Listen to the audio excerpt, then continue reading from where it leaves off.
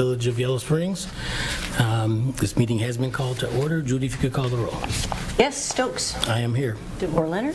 Here. Hausch. Here. Gustafson. Here. Also present are Village Solicitor Amy Blankenship. I'm getting feedback. Just thinking, I don't know why. Chief Burge, Finance Director Michelle Robinson, and Village Manager John Burns. And Meg Leatherman. Planning and Zoning Administrator and Economic Development Coordinator. Project Lead Elise Girardulo. Thank you. Sorry, I got distracted by the burning smell and feedback, but I'm with you now. And do we have a guest at the table? Righty. I wasn't going to make her be embarrassed Okay. because she's... No, I think, yeah. Well, let's embarrass, yeah.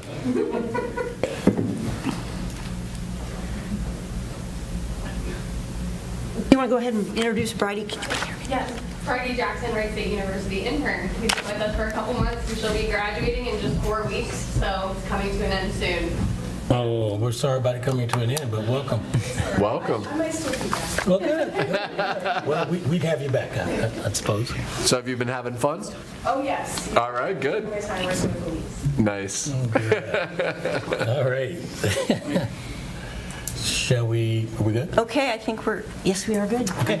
All righty. Well, before we move on, Chair will entertain a motion to excuse Councilperson Brown. She's absent, so we do want to... So moved. All right. Oh, sorry. Second? No, it's fine. Second. Okay. All in favor of doing so, please indicate by saying aye. Aye. Any opposed? Hearing none, that motion is passed. Thank you. We do wish Carmen the best and look forward to having her back as soon as we can. All right, announcements. Do we have any announcements? I have a lot of stuff in my head, but not anything formalized.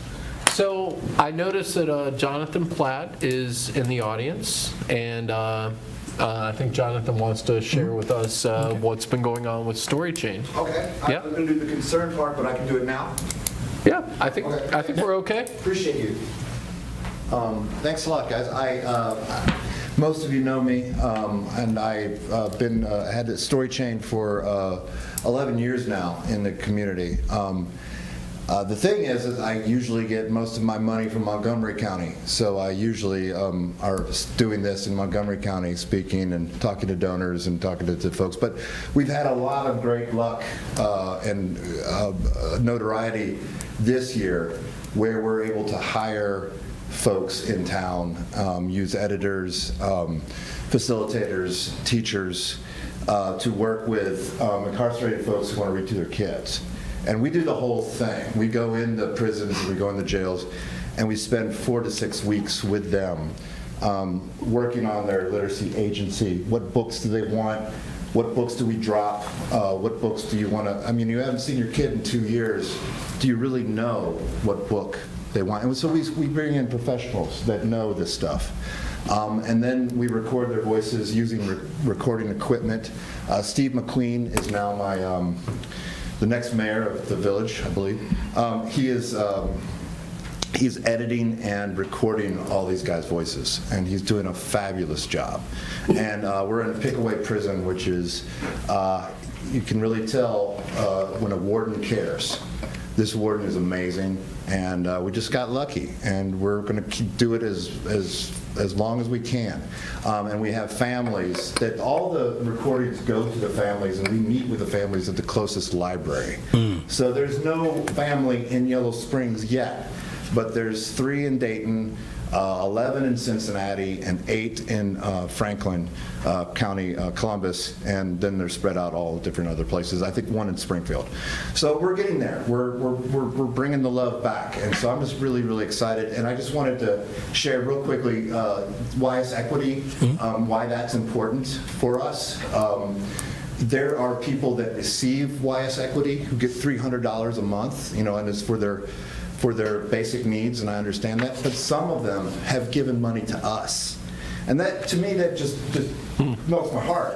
When they're spending money for their groceries, but they also understand the value that we have for parents who want to reach their kids, who are unable to do that. So I just want to give a shout out to YS Equity. I think that is just an amazing program. Great. And what it is doing for this community, because I think people who are on the front line of poverty, we're still working on identifying them. We're still trying to figure out who they are. And the children of the incarcerated is a very disenfranchised group, and I think we should do more effort. We should have more tools so we can gather that information and know what to do for them. And that is all I'm going to say about that. And then Emerge Springs, these guys that most of them are from the reentry population, and we hired them as editors. So we take the work from the incarcerated father and we give the raw audio to the Merge guys, and they're learning how to edit it. Put music to it, put sound effects to it, bing, pop, all this fun stuff. And then we take it and we pay them for doing that, and then we give the MP3 player to the children. So thank you for your time. I know I went over. I really appreciate it. All right, John, well, thank you. We appreciate that. Thank you. We are familiar with the program, and I imagine Chief Burge is as well. And She if knows there's- about my program. We did a little audio piece for a community member who has special needs, and we did a tour of the town and all the noises and sounds that he knows. So Paige Burge was like, "Hey, how you go doing? This is your friendly officer." Okay. And she turned on the siren, and other officers talked, and it was a joy. Yeah. Cool. You'll be hearing from me again. Great. Excellent, excellent. Again, thank you, Jonathan, for that. Thanks, Jonathan. Yeah, I mean, I also just think like that highlights the community, village, nonprofit connection that really makes us thriving. And I know Mayor Pam has participated. I participated back in the day. Yeah. So yeah, it's a really good program. So, All right, great. Yeah, cool. Anything else from you, Brian? I have a few other things. Sure. So I wanted to reiterate, I talked about this at the last meeting. The community gardens have plots that are open for business, and we got confirmations this week that we've got fencing going up at Bill Duncan and at Corey Street. That was part of the focus of the Environmental Commission this year, to make sure that gardens are protected from our fun deer that we have all over the community. So really excited to hear about that. Again, if you're interested, I think probably the easiest way is to reach out to Judy, but you could also reach out to me and I can get you in contact with Nancy. Okay. We also wanted to talk a little bit about the, or just kind of highlight that for anyone that was thinking about the Village Goals session that was scheduled for March 31st, we did need to move that to this Friday, the 11th, and that also means there's continuing an opportunity to reach out to any council member to talk about your concerns, interests around Village Goals. But we've got a pretty exciting program, and that is a public meeting. There won't be a lot of opportunity to speak at that meeting. It's going to be a pretty tight agenda, but Elise is going to be leading that this Friday from 3 to 5. And last thing I wanted to mention, I kind of referenced this at the last meeting, but the Safe Routes for All, SS4A is the acronym, program which funds active transportation in a lot of different ways. So it's safe routes to school, it's safe routes to everywhere, basically. The Miami Valley Regional Planning Commission has decided to commission a study for the entire region, which means that we will be able to use that data to apply for grants in the future. some of the grant scenarios these days are not that great, but Safe Routes for All is still a pretty viable program. And Johnny and I met, and I mentioned that, but I just wanted to clarify that that is one of the ways that the region will be able to apply for those grants. And that's what I got. Okay, great, thanks. So I saw something, I don't know if it was from Johnny from the village side or Brian from Environmental Commission, but there's some dates in the near future for working and helping in gardens and weeding. It's not just gardens. That is, But, that's for the tree committee. okay, it was a tree committee. Yes, and I've got that for later in the Okay, good. manager's Yeah. report. Okay, great. I saw it. I've already signed you up. Ah, well, Yes, and but that being said, like, there's also going to be some opportunities for a few other volunteer aspects, so. Okay. Yeah, so. Good. Did you sign me up for the one I wanted to do? I did. Okay, good. All right, any other announcements? All right, hearing none, we're now to the consent agenda. We have 2 items on the consent agenda, first being the minutes of the March 17th regular meeting, and then the minutes of the March 31st special meeting. Regarding the March 17th, 2025 regular meeting, Chair will entertain a motion and a second to approve those minutes. So moved. Second? All right, all in favor, please indicate by saying aye. Aye. Any opposed? All right, hearing none, we're moving on. That motion is passed. Now, the minutes of the March 31st, 2025 special meeting, I will entertain a motion and a second, please. So moved. Second. All in favor, please indicate by saying aye. Aye. Any opposed? All right, hearing none, that motion has passed. Now we're at the review of the agenda. This is where we take the opportunity to take a look at what's on the agenda, consider anything that strategically needs to be added or removed from the agenda.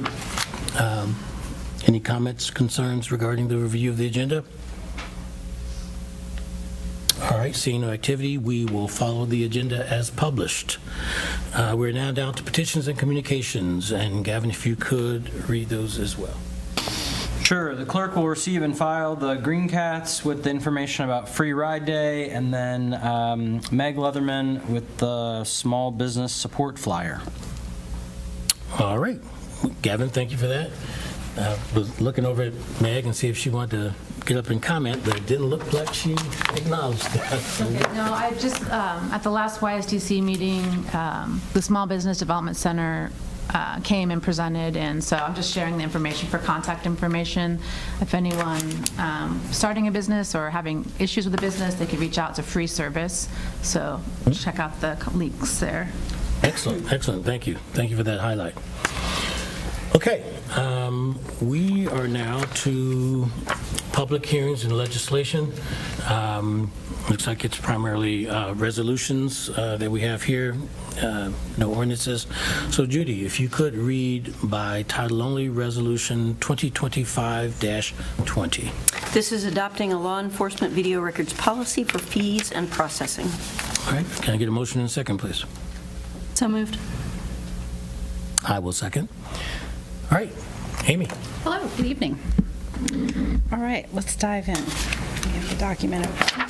So, as I stated in my memo, there was a change in Ohio law. This is a fairly significant change. It's the first time we've ever seen the General Assembly put language in the Public Records Act that allows a municipal or a local government to charge for the act of preparing public records for release. This is taking effect this week and would allow any local government law enforcement agency to charge for the staff costs and for the processing time that goes into taking body cam or dash cam video and redacting it for release to the public. So if council is interested in pursuing a policy like this, there is a sample policy here attached to this resolution for your consideration. As Gavin had mentioned at the last meeting, or possibly even 2 meetings ago when we first talked about this, there was some reporting in the Dayton Daily News and the Hamilton paper as well about local municipalities and who has decided and who hasn't decided to move forward with a policy like this. Some communities have, and some, especially some of the larger communities, have decided they're not going to. I think Clark County, Montgomery County, City of Dayton, I don't believe any of those entities have passed a policy like this. But some of the smaller jurisdictions have. I think the City of Oakwood did. Tip City or Troy, one of them, has one in place. I was scrolling through today to just see who had jumped on this to have one in place by the time the law takes effect. So there are certain terms of this policy that you, council, can amend and change. And there's certain parts of it that are pulled directly from the language of the Ohio Revised Code, so some of it will not be subject to change. The area that you could focus on the most, if you are looking to make amendments, would be for anyone that's exempt from paying. There's currently 7 categories of requesters that would be exempt from paying for these fees, and if council wants to add to that list or remove from that list, you certainly can, because that was really just my drafting of a policy using some of the others that have been drafted by other communities and some of the ones that we in the firm have put together. I also took some time today to talk to some other attorneys in my office that do this work, to talk about this policy with them and what they're seeing with their communities. And the biggest concerns for communities that are passing these right now is sort of practically, and we staff have all had this conversation, practically how exactly is this going to work? It's easy enough to say that you're going to charge $75 an hour up to $750 per record for the cost to redact it. But what if we have 4 requests for the same record? How will that be handled? Will that be paid only by the first requester? Will it be split across all of the requesters? Hard to know how many might come when the process begins. Some of those questions, I just don't know that we're going to be able to answer right now. Some of that's going to, if passed, come through in practice as we figure out how it works once we, if you enact this policy, once we actually start putting it into effect.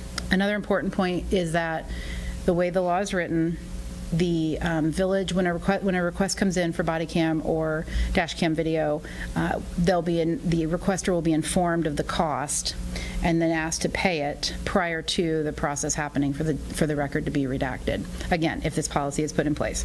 So happy to take any questions. Obviously, the chief is here as well to field any questions that you might have. Some of the details in my memo, of course, came from her about how long it takes and what the actual work is that goes into redacting these records.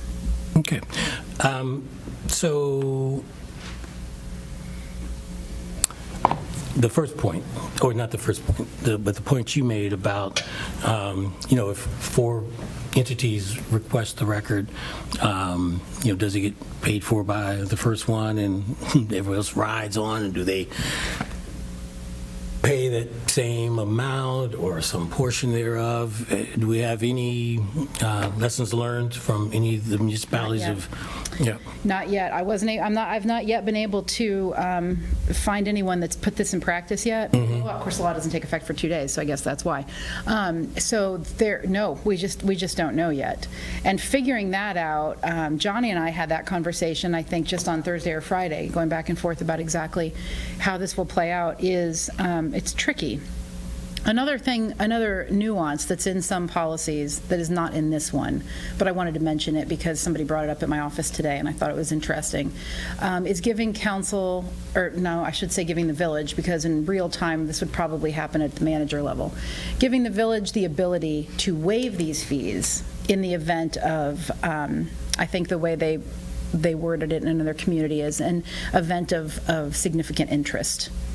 So if there was an event that was going to garner a lot of requests, immediate requests for body cam or dash cam video, perhaps staff could have the ability to waive the fees if need be in order to move forward with redacting those. That raises its own questions. Anytime you start giving staff discretion to make determinations of when that happens, you could run into potentially some issues. So there's all sorts of possible issues that we could run into, some of which we maybe haven't even contemplated yet. But I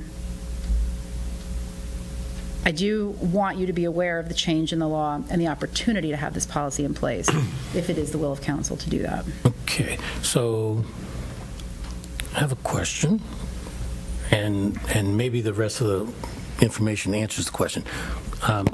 But you did say up to $750 for the entire thing, For each record. each record, $750. Right, and it does say up to 75 per hour. I mean, is that where we're, or it's up to us, but It is is that the up to you. proposal? Yes, if you wanted to reduce that rate per hour, that's something you could look into as well, or change the 750. It bears mentioning that the interpretation that we have all taken to the way the revised code section is written is that $750 is per record. So if there was to be an event that had 2 officers and a dash cam video, that's 3 $750 charges at most, because it's 3 separate records. Okay, and I think, well, here's my other, I think my last question, I'll open the floor to the rest of council. So if we don't have answers yet, it's for our consideration.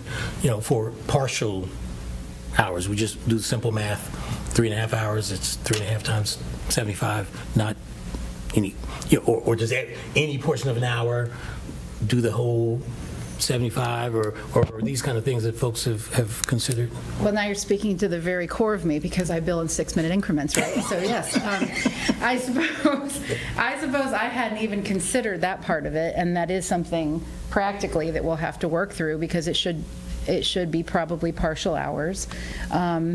It comes to mind that the easiest way to do that would likely be to break it down by either half-hour or quarter-hour increments, in order to keep it as fair as possible, but also manageable. Okay. All righty. Well, that's all I have for now. Brian, I thought maybe I saw your hand. Yeah, so I have a few questions. Excuse me. So any insight as to why the state government passed this policy? I have a theory, but I have nothing to back that up. But I'm happy to share my own theory. I would love to hear it. Content creators has become more prevalent. We're seeing more of those types of requests of people that are perhaps, just seeking the records to put them online in some, however it is that they're using body cam and dash cam video. And Add some wows and Pams. Perhaps, yes. And that's been happening across the state. It's a conversation that I've had with Judy and the chief several times in the time that we've had the body cameras. So I think that's probably what is driving this. But again, I have nothing to back that up. Okay. Second question, any indication about why municipalities are going in the direction of not charging anything? What I read in the article that Gavin directed me at was, especially like county sheriff's offices, I think it was either Clark County or Montgomery County that said, we just don't intend to do it. We're not going to charge for these redactions.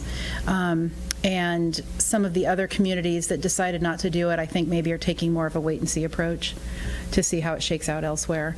Other than that, there wasn't a lot of substance as to why. With our own communities that we represent, that I have direct contact with, I think we might be the first ones considering the policy of all of those. So, well, I'm guessing we're probably more on the radar of some of those exploiters. And then the last question was, clarity around the exceptions. So it sounds like we can decide who to charge or not to charge? So like I don't that? want any discretion or decision-making. I want as little discretion No, I and agree. decision-making as possible, yes. Yeah, that's So a different concern for me, but yeah. Right. So yes, I think that we are well within our legal abilities to carve out exceptions. So why the public, the education?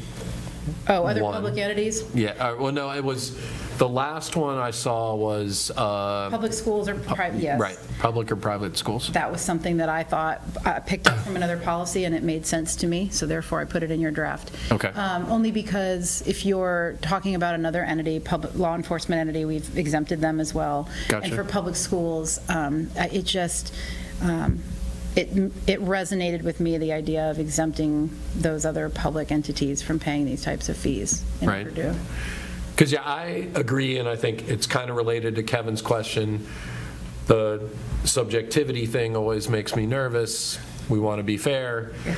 But it sounds like what you're saying is we have some latitude around who we exempt, and then you just mentioned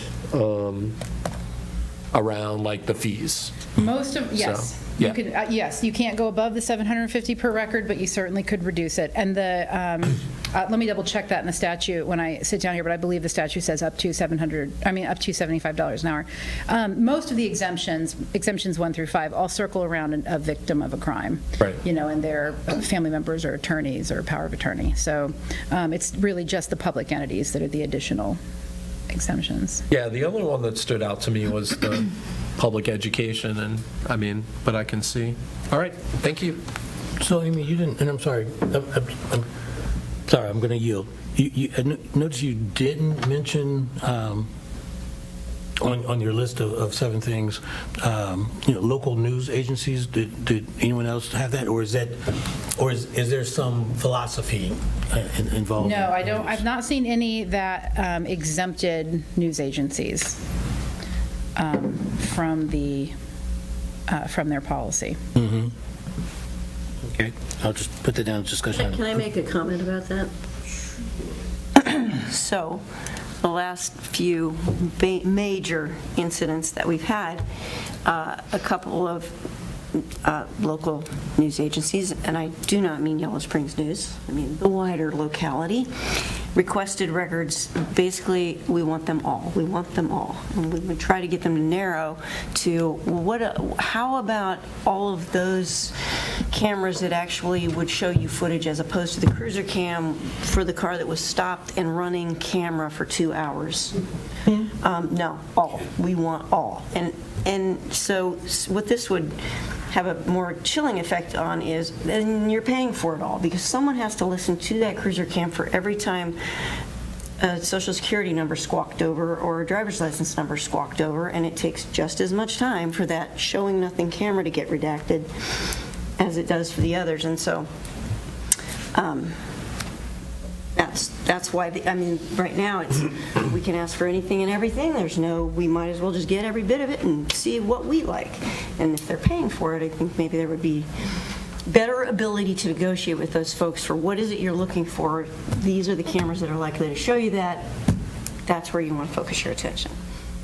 Amy, I have a question about the fees. So I understand in the memo why it's written that way, but in Exhibit A, when it says that we may charge up to $75 per hour, that one, is that going to give some level of discretion, or for somebody to come in and say, it says up to, I shouldn't pay $75? I'm just thinking about staff time and having to deal with that. Sure. Well, and to Kevin's point, whoever brought it up, I lost my document somehow here.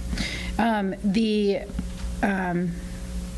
partial hours will only be charged whatever rate council puts on this per hour, right? Then we'll charge partially per hour. And the reason it does say up to is because that language is taken directly out of the law, which is drafted that way. Yeah. So yeah, so if council moves forward with this, that's a great point, Trish and Kevin. We should probably change that to that the village will charge $75 per hour of video produced. Mm-hmm. Good. So we talked about this on agenda planning a little bit, so this is mostly a rehash, I guess. But I guess the places that we left off were like thinking about local residents and/or thinking about news agencies, and so obviously just because I don't think it's been said, I can't remember if even the memo. The part of this is a transparency thing, like which want to try to have transparency. I haven't heard anybody disagree that there's a desire to have transparency. So then it's just a question of where do you draw that line? And this piece was interesting that a big chunk of their requests are coming from these like online, entities that are gathering all of this footage and then sharing it out for their own profit, essentially. It's, So I haven't heard anybody who's like, yes, we have to make sure that now, and that has its own transparency component. I don't want to say that's not a piece of the puzzle, but I guess the local news thing, and Judy, that's helpful to know that it was other, media outlets that were asking and not willing to reasonably limit their search. My natural inclination is to say to give the news access to the information, I guess. But there is sort of like a how do you do it without giving a discretionary line of if somebody is making reasonable requests from the media, then I'm pretty strongly in support of letting the media have that without a cost, especially because of how concerned I am about the state of journalism in this country and in this area. But if they're not willing to reasonably limit, there is a cost to us, so there's some line in there. And you're saying that you can't figure out any kind of delineation between essentially a reasonable request and an unreasonable request? So that's definitely something we don't want to wade into, because what's not in this section of the revised code is decades of law on public records that firmly establish that we have no business as a public entity asking anyone what their intent is with the record, why they want it, or even who they are. So I hesitate, though I hear you, and it makes a lot of sense here, it's that body of law that makes me hesitant to do anything like that. One other thing that's not in this written policy that we had discussed was an exemption for residents of the village. That also raises the issue of public records requests, of course, can be anonymous.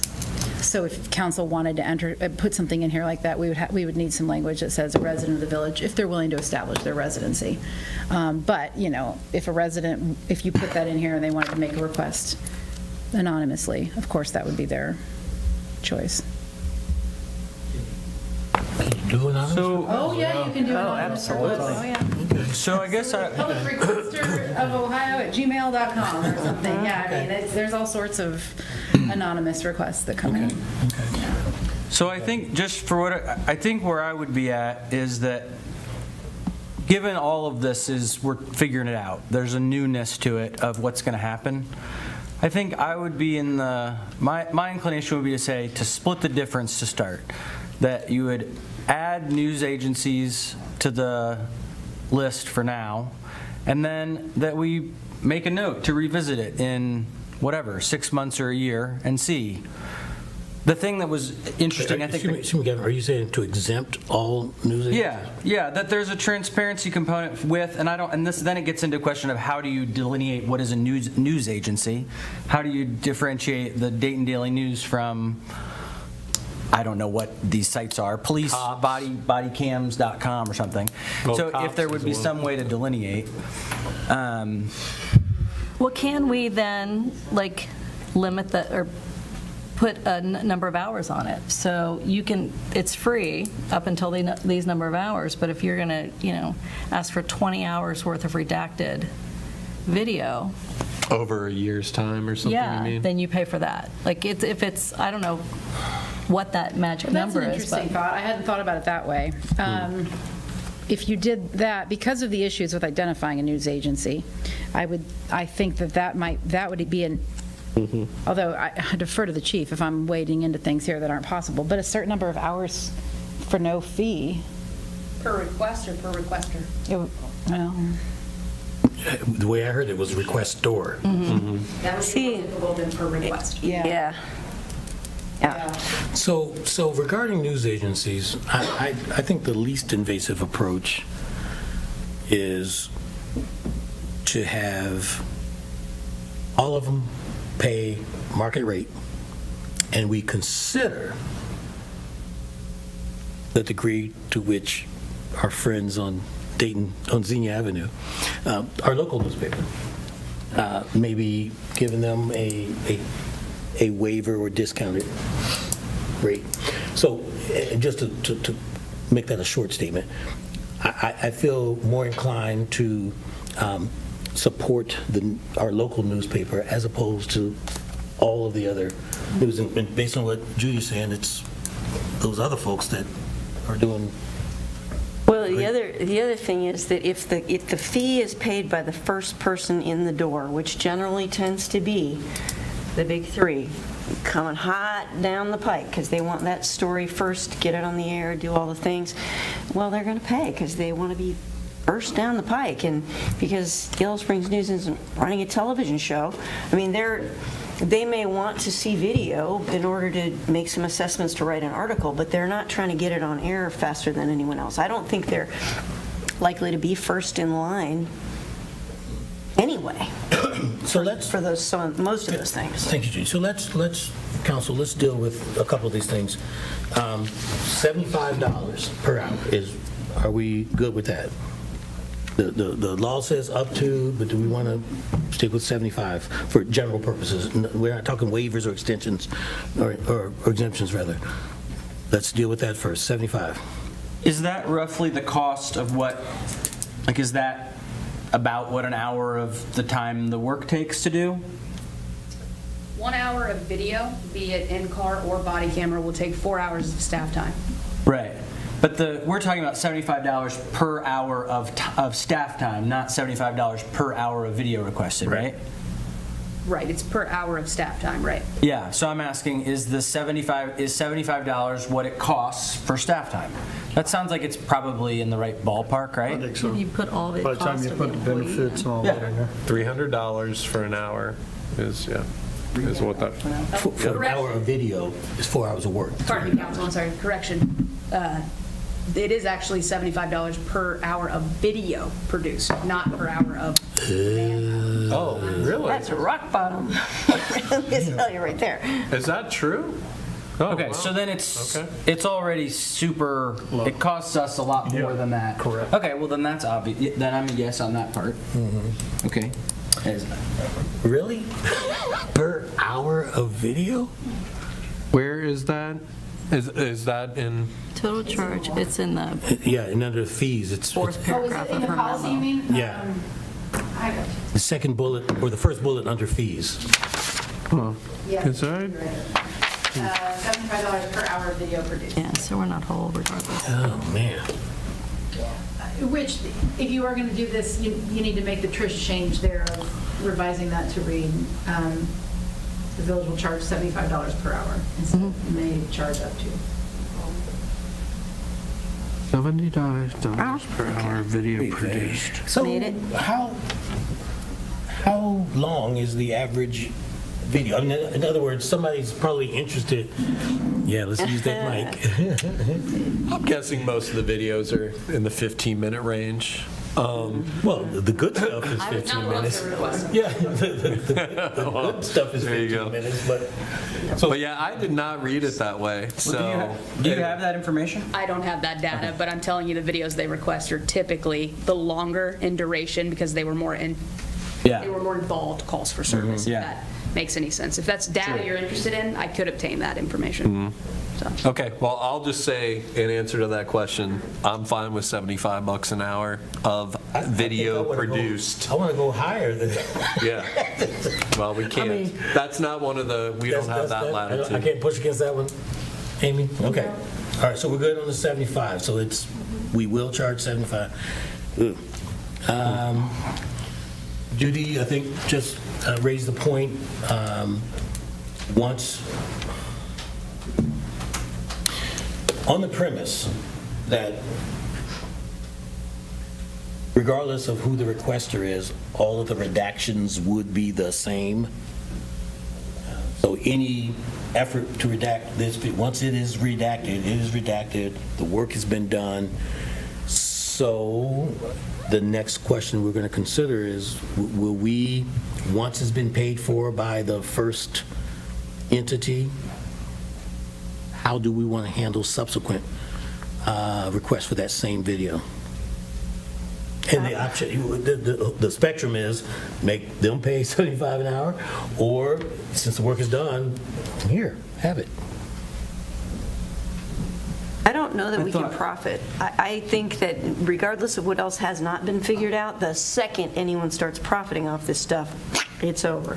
Because that's the nature of public records. They must be produced in a timely fashion, and never have we been able to charge for any aspect of it. So I don't even see that getting one iota of traction.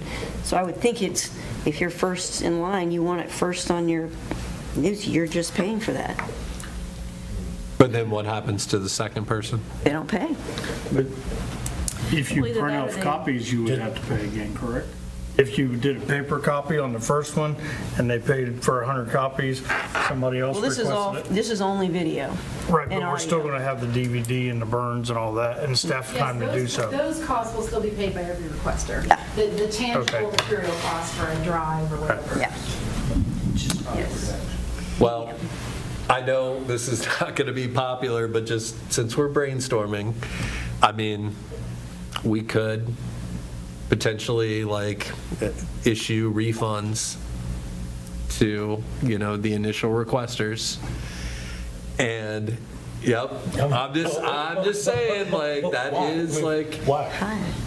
I mean, so if we decide, so if somebody pays $200 for a video, and then we get like a couple more requesters, then we still split the cost. I see what you're saying. And then we If we were to refund. You would do nothing but then and nows and over-unders and over and under I'd and be inclined throughs. just That's to- your, I mean, that's I mean- financially just like, I'm not saying I like it, I'm just saying. Do we have a definition of actual costs? So I believe we do.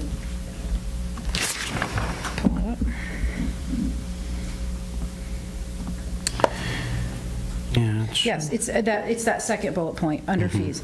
Actual costs include Yeah. reviewing, blurring, obscuring, okay. redacting, uploading, and producing the video record.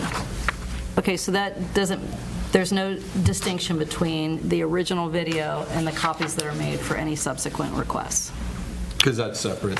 We already can charge for making those video copies, so. Right, I know. Yes, that's in our other that's in our general public records Okay. policy. Well, the reason I'm asking is because I'm thinking, to try to, this is, we're never going to be made whole on this.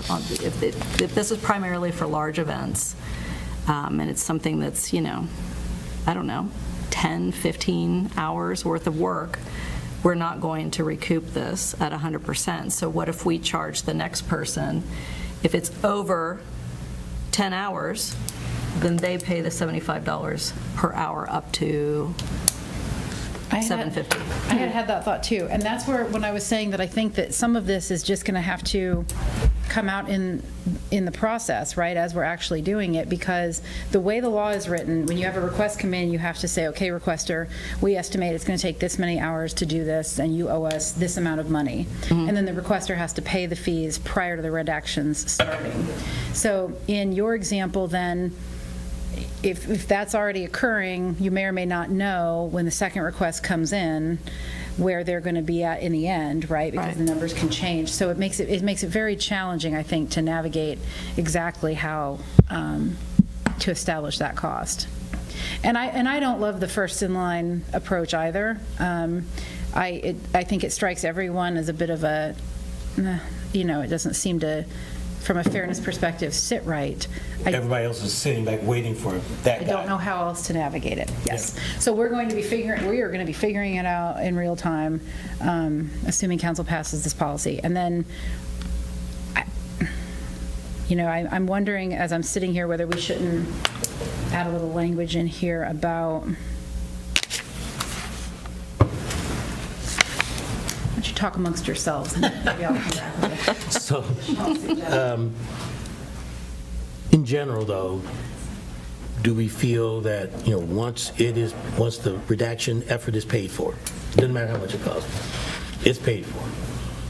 The next folks, they at least have to pay for the materials, for the medium, for the CD costs and all that. I mean, it's not going to be completely free because we're going to give them something. And we hand them a CD or something. Yeah. Just I mean, charge, yeah. charge for that. I think the dynamic it's- that we're Does getting that get over, does that screw Oh, up the God. law? It's $5. I mean, Yeah. and no one wants it on a DVD, and often it's impossible to cut to DVD. It's too much, it's too many hours.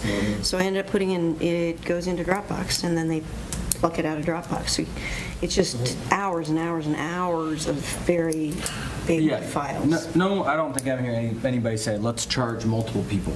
Once somebody does it. The more tricky thing is if the 3 TV stations all ask within an hour, and we're not done with it yet, Well, then it feels like they should split it. You know, it's like the moment that it's done is when it ought to become free. Anyway, it's a slippery slope here. There's a whole bunch of complexity. Well, it's just more staff hours, so we're already losing money on, you know what I mean? Not losing money, but we're already expending staff hours to do the videos to begin with. And then if we're having them, you know, repay people and, you know, divide things after it's already been paid, I just think that's... But you're not suggesting that after somebody paid for it once, that we would have other people pay again, right? You're just saying that if there are...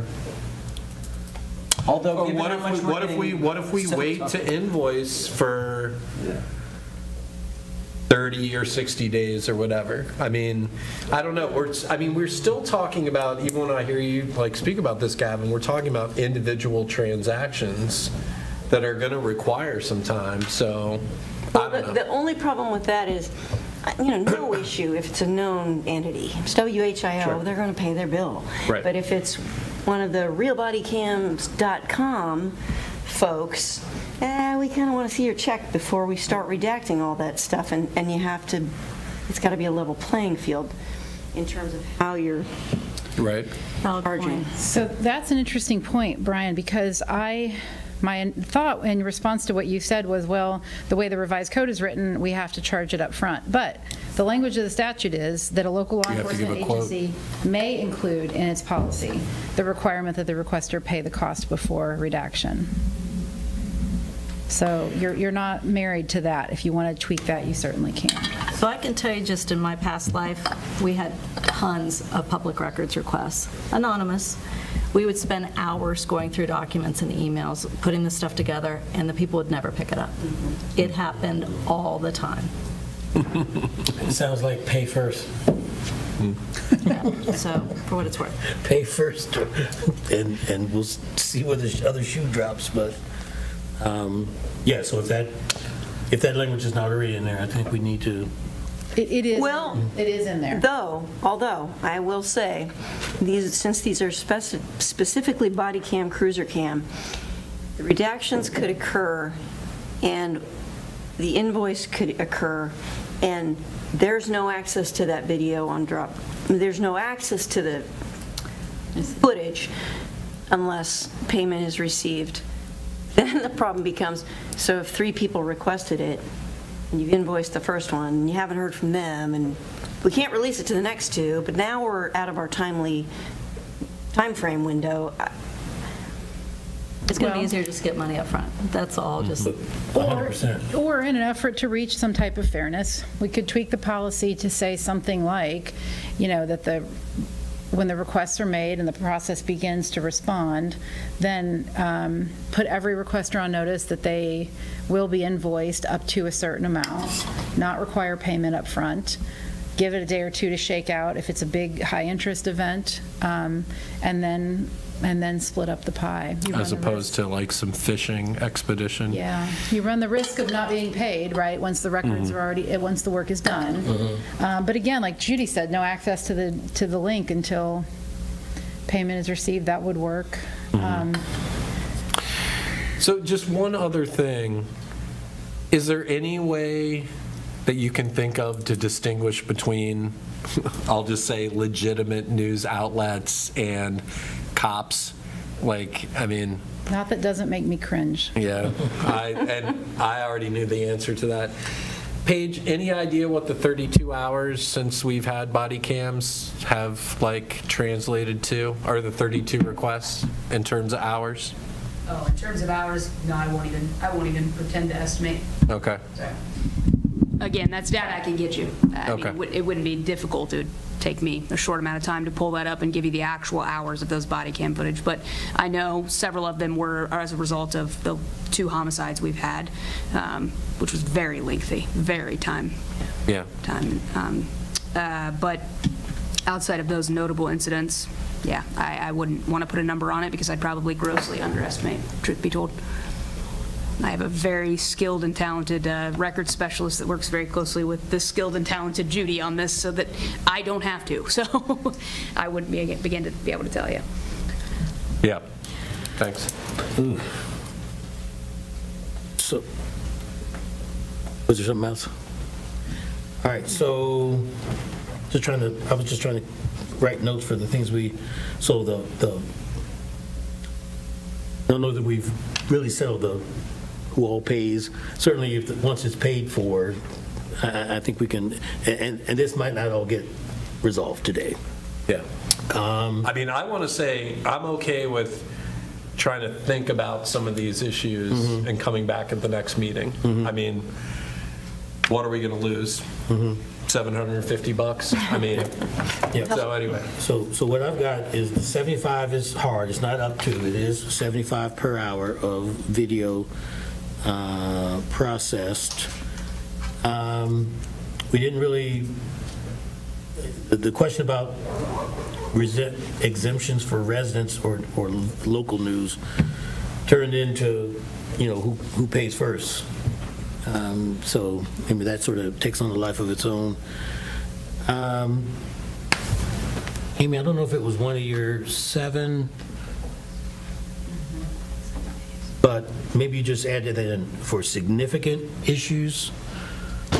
Yes, items of significant interest, or, I'm sorry, incidents of significant interest was an exemption, giving staff the ability to waive these fees in that circumstance. But if council's open to it, we could play with it. This has been a really helpful conversation, and we could play with the language a little bit and try to come up with a way to divvy up the pie that's a little bit more thoughtful than just what's in the statute.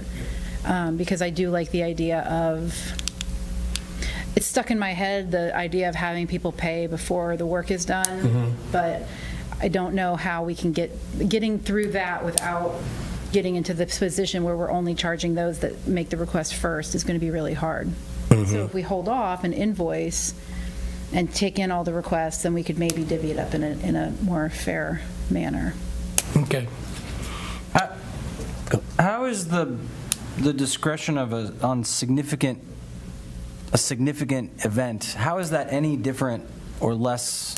It is giving some discretion to staff, which, as you know, I've said, I don't love to do, not because this isn't a fabulous staff, of course it is, but just in general, that's something that we try to steer clear of, right? You want hard and fast policies that don't leave discretion in the hands of individuals. The thought behind that for some communities was when something occurs and the requests start flying, it can be very challenging to stop and try to think about something like this when the pressure is on to just get the records redacted and released. Giving, like I say, giving staff the ability then to waive the charges at that point. It would seem like an act of good faith if the chief had, for example, chief or village manager had the ability to request that the redactions take place and requesters receive those videos. If there were some sort of incident where the perception is, look, we want people to know what happened. It's going to be a tense scenario until people are able to see what happened. Release them. We're not charging anybody. Go ahead and do what you do. I mean, if both entities had that discretion, then I think what you were trying to get at by saying if significant interest was, what if there's a situation where people feel that maybe police acted in bad faith, or maybe something occurred that should not have occurred? Usually, all entities want that out there as soon as possible, including the police. So. Right. Well, and how about if the council president was looped into that as well? I mean, that wouldn't require a meeting. I think that adds more pressure than you would want to have, but that's a conversation to be had. I'm okay with less pressure. I don't need something else to do. Good thought, though, Brady. Good thought. So you'll have enough to chew on? And I'll bring a revised policy. I'm not going to do it in red line, that's messy. So next packet, you'll see this policy and you'll see a new version 2 that we can all work on. And then does council want, so I'm going to do the piecing up the pie part. We'll work through some language on that. Does council want any other exceptions or less exceptions than the ones that are already in here? I think the ones about local news, local residents. I think the 75, if it's a hard 75, then the 750 math makes that work. So you do want to see an exception for local residents? I'd like for us, because we never finished the conversation about local residents and local news. I will reiterate, I would personally only be interested in offering any kind of waiver for our local news as opposed to other news agencies. So that's one person's opinion. Which we can't do, I don't think. She's saying we can't do media, but I mean, could we do the Yellow Springs News, like an entity? Or is then it get into like a fairness thing or something with other entities? And part of the argument is, with respect to notices, we don't capital N need the news, but we depend on them heavily. I'm on the fence on that. I'd want to give that some thought. I like the idea.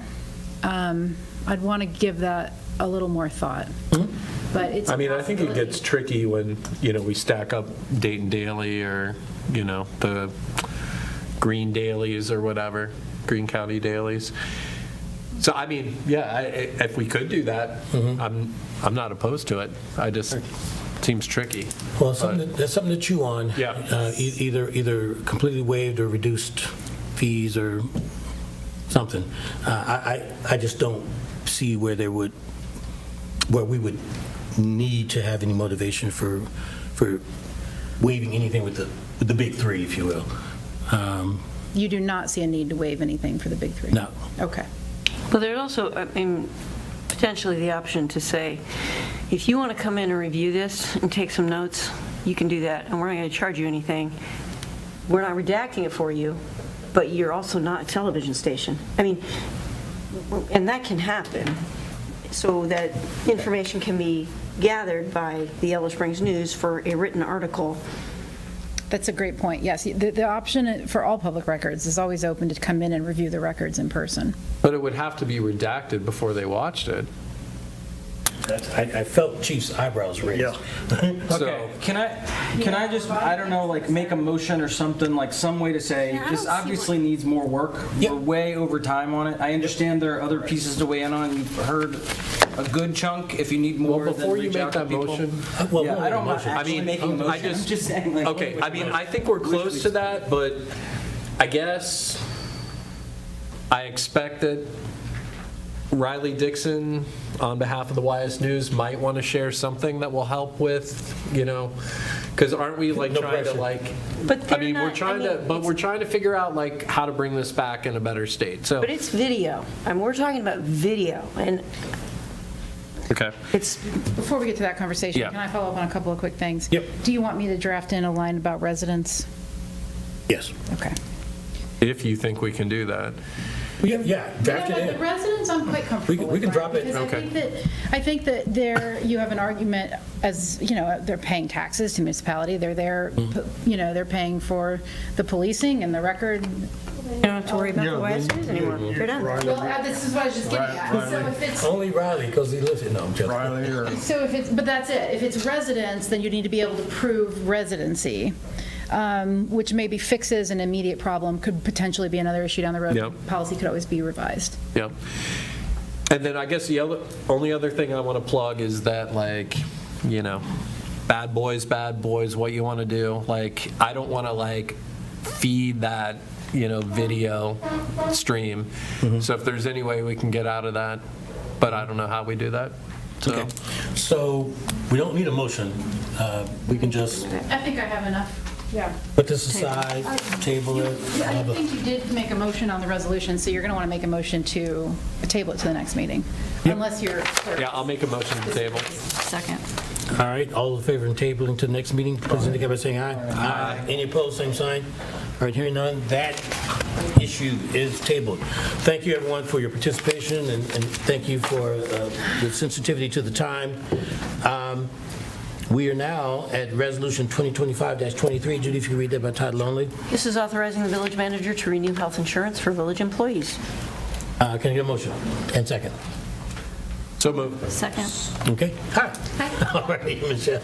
All right, so last meeting, Justin came and talked to you about joining the OBC. You guys authorized for us to join the OBC. So now we're coming back to ask for you to approve the health insurance benefits plan that we think is the best match. We sent a memo out to all the benefit eligible employees last Wednesday so that they're aware of all the changes. And then we sent you all the memo. We're going to have if this passes tonight, we'll have an informational and enrollment meeting next week with McGowan and the employees. As you were made aware, MEWA changed our calculations and we were facing a 21% increase if we keep our current plan. So there were some slides that I gave you guys that showed the different options that we were presented from McGowan. And just for informational purposes, right now we have 32 employees that are enrolled in the health insurance plan out of the 50-some that we have. All right, that's the answer I was looking for. I was going to ask, you mentioned benefit eligible, then I was going to ask, well, how many are benefit eligible? Well, maybe all of them, but only so many It's any employee enrolled. that's over 30 hours Okay. is so- benefit eligible. Okay, but And the so- key number is it's the 32 or 2. Yes, we're at 32 right now. So the renewal plan, as stayed, without changing deductibles, there was the almost 21% increase. The next option we had is if we stayed, this is all within Anthem. So the next option was if we stayed with Anthem, we would have to fluctuate the deductibles. And let me find that paperwork. Sorry, I've got them all out of order. Not a problem. So if we did stay with the same plan and lower deductibles, we're still facing a 10%, 11% increase, which we would have to increase network deductibles by 1,000 and then non-network by about 3,000. So that was another option. Then the third option was going with OBC, the OBC authorized group, and it's still with Anthem. So what it is there's 2 administrators for that plan. Anthem is the claims administrator, and as you see, there's a Jefferson Health Plan. They're the financial administrator. So Anthem handles the claims, Jefferson Health handles paying those claims. McGowan is our contractor, and OBC is the group that's getting us those prices. So if we go with the option with Jefferson Health, we stay with the same deductible for network. We actually lower the non-network from $12,000 in our current plan to about $8,000. There's also some changes in the tier levels for prescriptions that are lowered. All of the plans lower the rates by about 2-3%. There is one increase, and that's for an employee and child plan. That was the only increase we saw. Everything else lowered a little bit. Now, having said that, because we're joining mid-year, there's going to be 2 calculator resets for deductibles and out-of-pocket expenses. So we worked with Justin, and we could either do we do January to April, and then it resets the May 1, which would be that way if we had kept the same insurance. But because we're renewing again in September, we had the option to go from May 1 to August, and it restarts again, or we could do May 1st to the end of the year. And then we're on a calendar year for resets. For deductible. For the deductibles, yes. So that's the only hiccup, I would say, that I see with the plan. So it's Because the deductible period's going to be Shortened. We're going to have 2 in this year. So in doing that, will they front load that deductible, what has been used? Because I know for the out-of-pocket maximum and for deductibles, you can get that information from the prior carrier and ask them to load They it. will not front load it. We did ask that question, it starts all over again.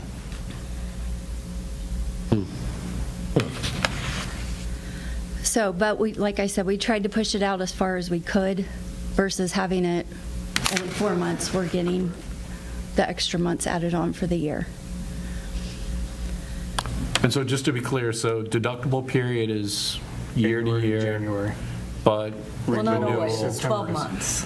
If your plan year's January to January, Correct. that's going to run Well- that. It can run October 1 through September 30th. I mean, Right, but we've got like a September renewal, but a year September's the renewal. deductible period. September to September is the renewal. Uh-huh. The deductibles run from January 1 to December 31st. right, which is, it can be confusing for employees when they're planning events. And that's one of the things we will definitely highlight. McGowan was very upfront with us when we met with them, and I know they'll present that to the employees as well, and we put that in the memo as a heads up to the employees. And we asked for any questions after that memo on Wednesday, None. and we didn't receive any yet. Okay. Any other questions? So I'm assuming from all this, we did get accepted into the OBC? Yes, we did. Okay. Because I mean, that wasn't a That's given, correct. right? I mean, It was you not know, a we given. had to. Cool. And then, yep, no, I mean, I think the only other thing I wanted to highlight is that I think we're all seeing that we start with a reduction in premiums. And then, you know, again, where we were looking at like a 21% increase in premiums. So, yeah, there's some hiccups, but at least we're starting a little bit less. Right. And then, of course, there are going to be increases Yeah. starting September. Yeah. So, Yeah, and Could be increases. Right. They're could not be. saying- Yep, that's they're true. not saying they are. Yep, that's right. And Yeah, like don't want to Justin- assume. Like Justin had mentioned at the meeting last time, they've been very minimal 3 to increases when- 5%. if there is one. I think it's cool just from a family perspective or common sense perspective that you stay with Anthem. So, Yes. you know, less emotional upheaval, if you will, Yes. probably doctors and everything else. I know the plan dictates a lot of those, but staying with the same provider, certainly. Well, and the split stays the same, 85/15. The out-of-pocket, out-of-network deductibles go down significantly. Otherwise, it's pretty comparable. So to get all that for less to start, and then maybe a little more in September, is a pretty good thing. The only other thing I just want to throw out, Johnny, you mentioned previously how many staff watch these meetings. I just think this is like the moment to just remind staff and the public too that it sounds great. I'm really glad to hear that you asked for staff feedback, that you got that folks haven't given input at this point. I assume that means that because they like it, but just so that staff knows that this is in lieu of having a union or any other form of collective bargaining, that you are welcome to communicate with council if you have concerns, that this is one of these where it's like, it feels good right now, where everybody feels like they're being heard, but it hasn't always been that way, and so I just want to make sure everybody on staff knows that this is a time to communicate with council if you have thoughts, if that for any reason you do not feel comfortable sharing with staff. And that's not any knock on staff, it's just every time. Well, thank you, Gavin, for that public service announcement. That was good. I mean, it can be a really big deal, honestly. Yeah. I mean, when staff aren't heard, as we've heard many times before on other issues, it's a major issue. Yeah. And this can hit your pocketbook in a serious way. So I just want to make sure people know there is a place to say something. Indeed. Thank you for that. Any other questions? And Michelle, you're up for the next one, so. All right, so regarding Resolution 2025-23, authorizing the village manager to renew health insurance for village employees. All in favor, please indicate by saying aye. Aye. Any opposed, same sign. Hearing none, that motion is passed. Thank you very much. Judy, if you could now read by title only, Resolution 2025-24. This is authorizing the village manager to enter into a 2-year contract with Delta Dental for dental insurance for village employees. Can I get a motion in a second, please? So moved. Second? All right, thank you very much. Michelle? All right, so we are going to switch providers. We are currently with Anthem for dental. We are going to switch with Delta Dental because we were able to lower rates on that as well and lock in a 2-year price. So it's a 2-year contract versus an annual contract for that. So we liked that aspect of it. We've had, Johnny reached out to different people he knows in the dental industry that work at dentist office, and they gave the thumbs up to Delta Dental. So we did a little research on that. The prices, like I said, it's a minimal reduction, but we'll take what we can get at this point. Absolutely. All right. Questions? Yeah, I just want to say on the reporting again on this issue, very impressed. I really like the detail, the comparisons. So thank you. Yeah, it was detailed, and I was wanting to make a choice myself. Robert, I want that one. So it was good that all this was provided. We appreciate it. So thank you. All right, so I think we did the bulk of the conversation on the previous one. We have anything else for Michelle while she's up? All right, hearing none. All those in favor of passing this legislation, please indicate by saying aye. Aye. Any opposed, same sign. All right, hearing none, that motion is passed. Thank you very much for your participation and all the information, Michelle. Thank you for that, and thank you, council. We're now to the most important part of the meeting, citizen concerns. This is where you, as residents here in the room and anyone online, is allowed 3 minutes, monitored by our handy Big Brother clock over my left shoulder. Feel free to talk about what you want, whether it's on the agenda or not. Council is not obligated to respond to your concerns. So, are there any citizen concerns? Oh, there's one. Please identify yourself and your relationship with the village. Okay. My name is Jennifer Rosengarten. My family and I have lived here for 25 years. I'm currently serving on the Environmental Commission, and I guess I'm sorry, on that, about that. Okay, so you guys should have gotten something that looks like this in your packet. And basically, just a reminder, our job on the Environmental Commission is to offer suggestions or to advise on anything that has to do with preservation, conservation, or things of that nature. So we heard that you're having an agenda meeting coming up, so we put together some suggestions. And I'm just going to read them. Well, first I wanted to share a couple statistics with you. And I don't mean to doom and gloom you, but I do think it's important because I do think these things are pretty critical, and it's not the time for just doing things the way that we've always done them. So we've lost something like 85.6% of land to private owners in this country. We've lost 3 billion birds in the last 50 years. We've lost 2/3 of our wildlife population since 1970. So the reason that I'm sharing this with you is that there are, not to make people feel guilty or bad, but to let you know there are things that we can actually do in this village that will make a big difference. We can understand and support food webs. We can sequester carbon. We can clean and manage water. And we can support pollinators. And we can think about all of this. The most important thing we can do is to return native plants back into the environment.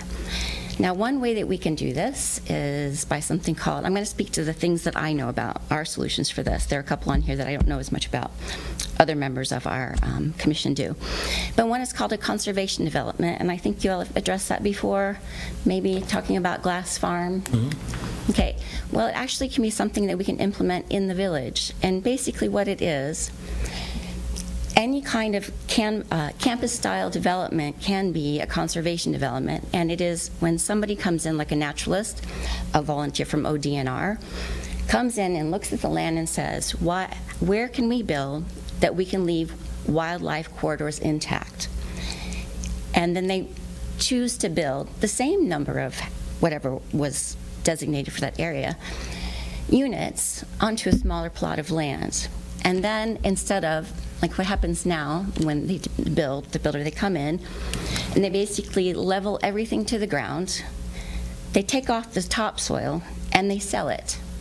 And they go around, they level everything on the plot, and they cut some of the trees down, but they actually gouge a lot of the trees down just by going around the perimeter and damaging them. It's not necessary, and it's actually more expensive. So I'm sorry, there, I'm done. I'm not good at this, I've never done this before, but, so, thinking about it, please consider it. Thank you. Thank you, Jennifer. Zoning people. Let me discuss legal. Okay. I mean, that's why she brought it. Yeah. Just get it, your goal meeting. Thank you. You're off the hook. Any other citizen concerns? Thank you, Jennifer. Yes, please come up, identify yourself. I don't have any concerns. I'm a new resident. Oh, my name is Sheena Fusen. I just moved to the area from Oakland, California. And I was taught, being from an activist area, being an activist myself, that I get to know the leaders of my community. So I'm just here to introduce myself. I'm an educator, I'm an activist, I'm an artist. My husband and my 2 daughters are tailing along. They'll be here in a week. And I'm just here to serve community. And I just want to introduce myself. That's All righty. Yeah. Well, thank you. Yeah, welcome. to the village. All right, we're going to send you the schedules for our commission meetings. Join one. All right. Yeah, and first-time residents have to attend all of them, from what I understand. Yeah. Okay, all right, no problem. But welcome, we're glad to have you. Look forward to meeting the rest of your family. Thank you. Sure. All right. Also love your positive energy. So, yes. All righty. Anyone else? Citizen concerns? Like I said, it's the most important part of the meeting. All right. Seeing no activity, we will move on. Thank you very much for all of your participation. Special reports. We've got AMP is burning.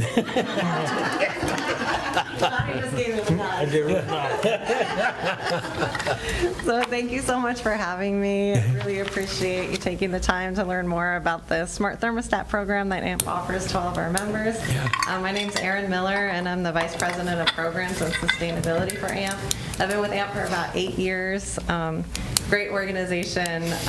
Members are our #1 focus. I can guarantee you that. So we work for you. We work with Johnny all the time in trying to help as much as we can in making sure that your needs are met for your power supply and for all the energy services that we provide to you. So I have a slide presentation, which, did you just want me to say like next slide, or was that, okay. Awesome. So I think you know who AMP is because you've been members of AMP for a really long time, since 1986.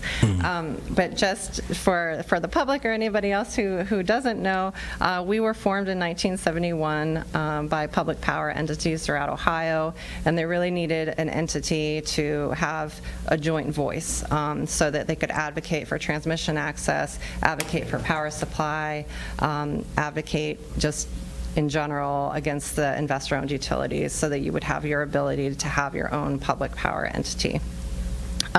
So since then, we've grown a lot, and you can go to the next slide. So we've grown a lot since then. Now we have over 130 municipal utilities that are members of AMP, not just in Ohio, but throughout a 9-state area. Our membership in total serves about 660,000 meters.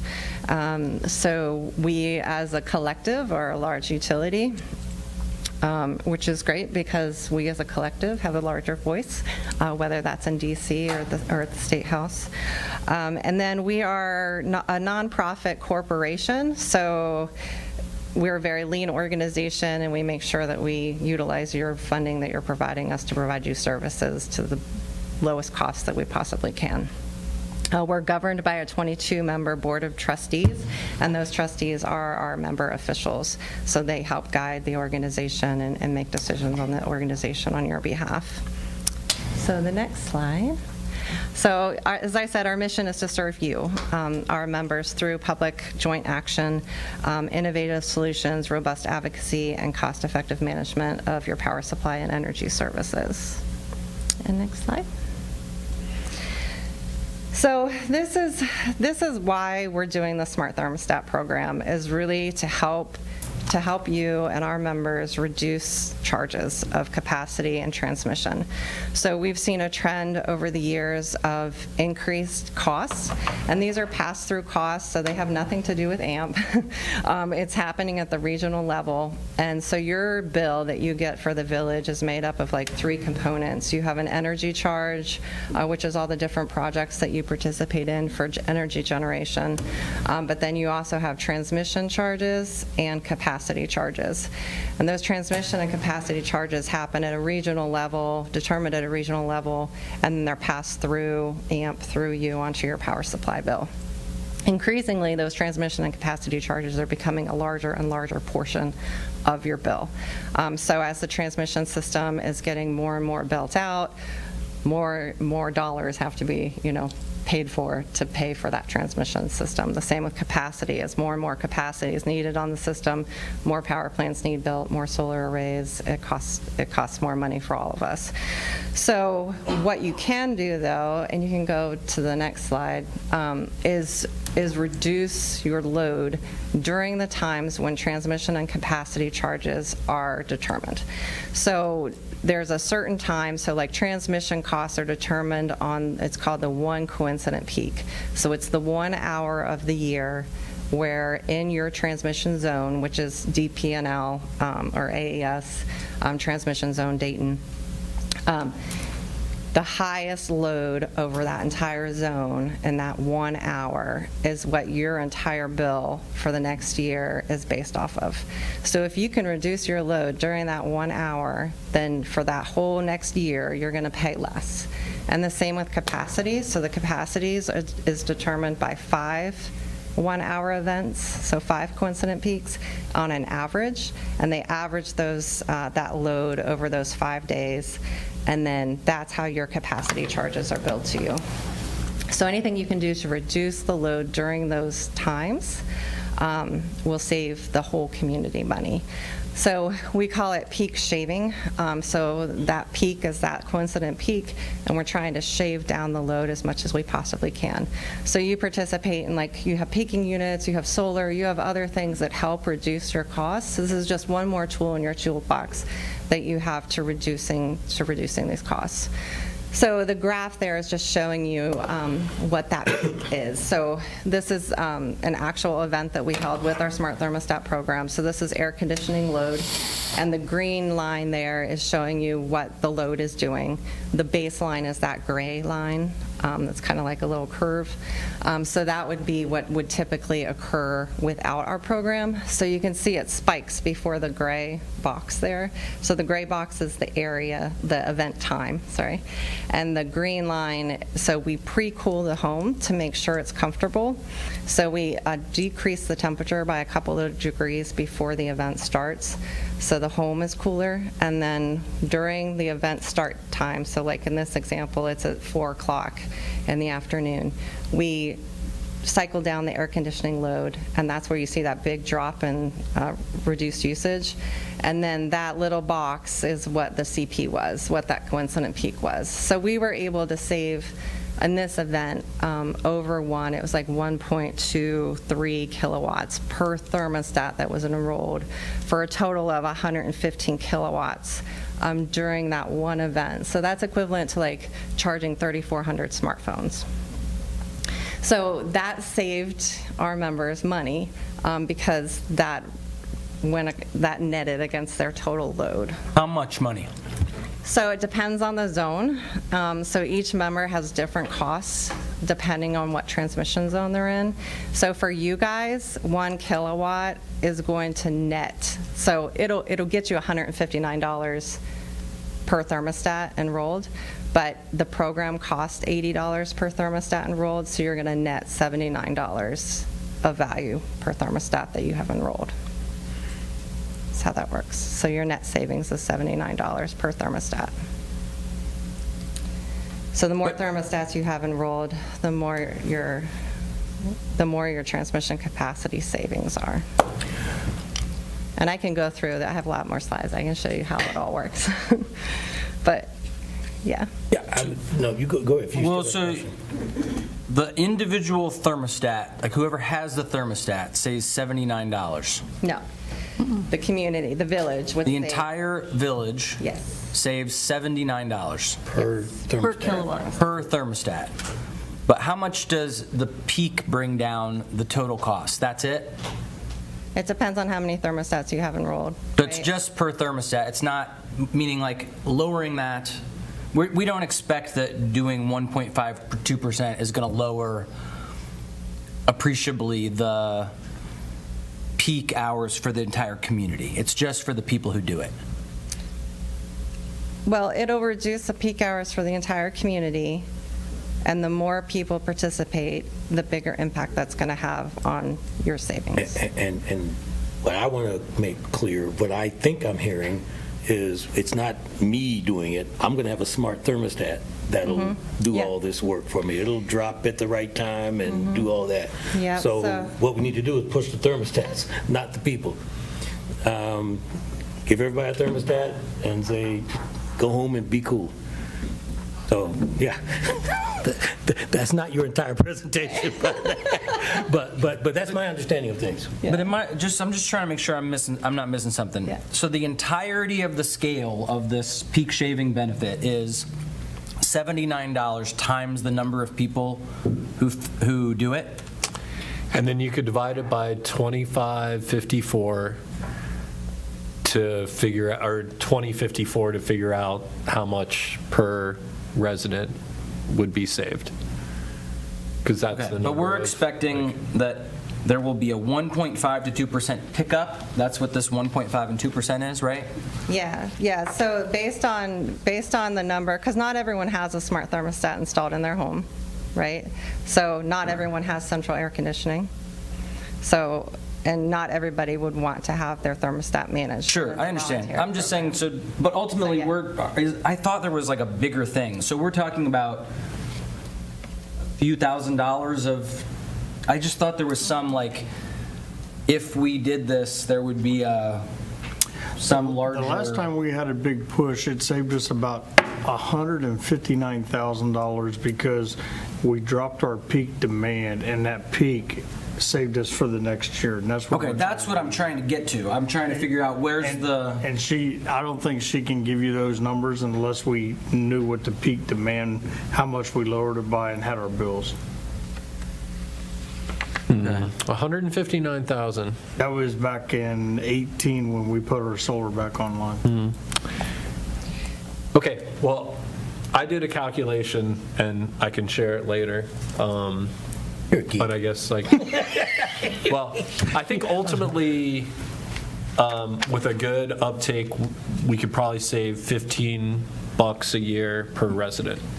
So, I mean, it's, so I think we have to think about the other values of this. Right, So, that's where I was going to go, and I like the environmental impact, so. I'm into the campaign to get everybody to get a smart thermostat. So we want to find every good thing there is, and I told somebody today, you may as well give up trying to stay off the grid, or unless you're going to throw your cell phone away. So I don't want us to be concerned about, I got somebody looking at my stuff. Well, somebody's looking at your stuff whether you know it or not. So again, I don't want to take up any more of your time. Thank you, Aaron. You're still going, though. She needs to finish her presentation. I'm going to stop talking when I finish this sentence. Okay, Aaron, go ahead. I'm sorry. I'm done. That was me being your cheerleader, so keep going. All right. So you can go to the next one. Was that You missed one. Sorry. Back up one, Ben. There you go. Yeah, so just to give you an idea of our results so far, so we've had the program now for 2 peaking seasons. We have 12 members that are participating in the program. We just had 2 more sign on, and then we have 2 more that are in the process, and then you guys, of course, are considering it as well. So we're anticipating 14 to 15 participating this year, or 14 to 17. So those are the communities that are currently participating. If you wanted to reach out to any of them to find out how it's going. We had 31 peaking events called last year. We were 1.3 kilowatts average shed per thermostat, and we've been able to increase the number of thermostats by 96% from the first year to the second year. So it continues to gain traction and getting additional thermostats enrolled. So right now we have 700, I just looked at the number today, we have 777 thermostats in our program right now. And the customers are satisfied with it. So we got a 4.1 out of 5 satisfaction ranking on the program. So when we did the survey last year. And next slide. So this is another indication that customers are satisfied with the program. They're highly satisfied with the temperature adjustment process, the communication of those adjustments, their ability to opt out. So a customer can opt out of the event. Like if they're home and they're like, oh my gosh, it's too hot in here, or I've got a big house party and I don't want my, to be hot in the house, they can adjust the thermostat immediately and it'll immediately kick them out of the event. So it's voluntary to participate in the program, and it's voluntary to participate in each individual event as well. And then 94% said that they were comfortable with their home being comfortable. So there was no impact to their comfort, which is really good. So next slide. This is just another data point from the customer survey responses. So they want to stay in the program because they realize it's lowering the cost for everybody. So that is the main reason. The secondary reason is reducing environmental impact. And then the third is the financial incentive that they receive. So customers, by signing up to participate, will receive a one-time $55 incentive. It's a MasterCard prepaid gift card. And then if they stay enrolled throughout the summer season, they get entered for a chance to win $250 prepaid MasterCard. So next slide. So these are the anticipated savings that Gavin, you had talked about with the 1.5% to 2% residential meters expected to enroll. So this is just an estimate based on what we've seen in our other communities that are participating. They have like a 1.5% to 2% enrollment rate. So you're looking at a total estimated net savings for Yellow Springs, between $930 to $1,260. And like we said, it's not a lot of money, but as these capacity prices and transmission prices keep going up, which we've seen like the trajectory of that just every year, it's gone up. I think last year you paid $0 in capacity, and this year you're going to pay $10 a megawatt hour in capacity.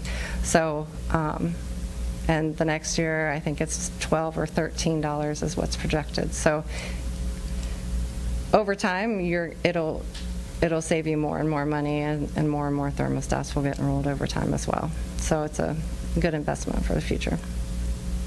So the customers receive that $55, like I said. You pay, as a village, on your power supply bill that you get from AMP, you would pay $80 per thermostat enrolled per year for that thermostat. So that's where the net comes from. So, Aaron, just real quick, did you say transmission charge is based on one event and capacity on the 5 events? Yes. Okay. Yep. Thank you. Yeah, and right now your capacity charges are a lot more expensive than your transmission charges, which is unusual. The capacity market is just, it's gone crazy. Yeah. Okay, next slide. So the good thing is it's super easy to participate, so it's not a huge amount of savings for you, but you also don't have to do much, which is great. So we will verify your customers on your behalf. So like Johnny would submit your customer list on a secure file site called ShareFile, and then we would view that on the ShareFile site, view it against the customers who want to enroll from your zip code, and then make sure that the customers that we accept are on your customer list, so that you're only paying for your electric customers, not DP&Ls, the radius. And then Energy Hub is our vendor, and they provide the platform that talks to all of these thermostats that are Wi-Fi connected and manages the system. And so AMP is paid for that system to be accessible to everyone. and it's not cheap. You wouldn't be able to do this on your own, which is another power of joint action, is all these communities coming together to have tools like this to be able to do this. And then we provide you the member-branded marketing materials. So the branded materials will have the Yellow Springs logo on it, so your customers will associate the program with you. It doesn't have AMP on it at all. And then the thermostat vendors also do marketing. So they consider their customers or the people who have installed the thermostats in their homes, and they directly communicate with them and advertise this program as part of the partnership. And then we'll provide you end of season results as well.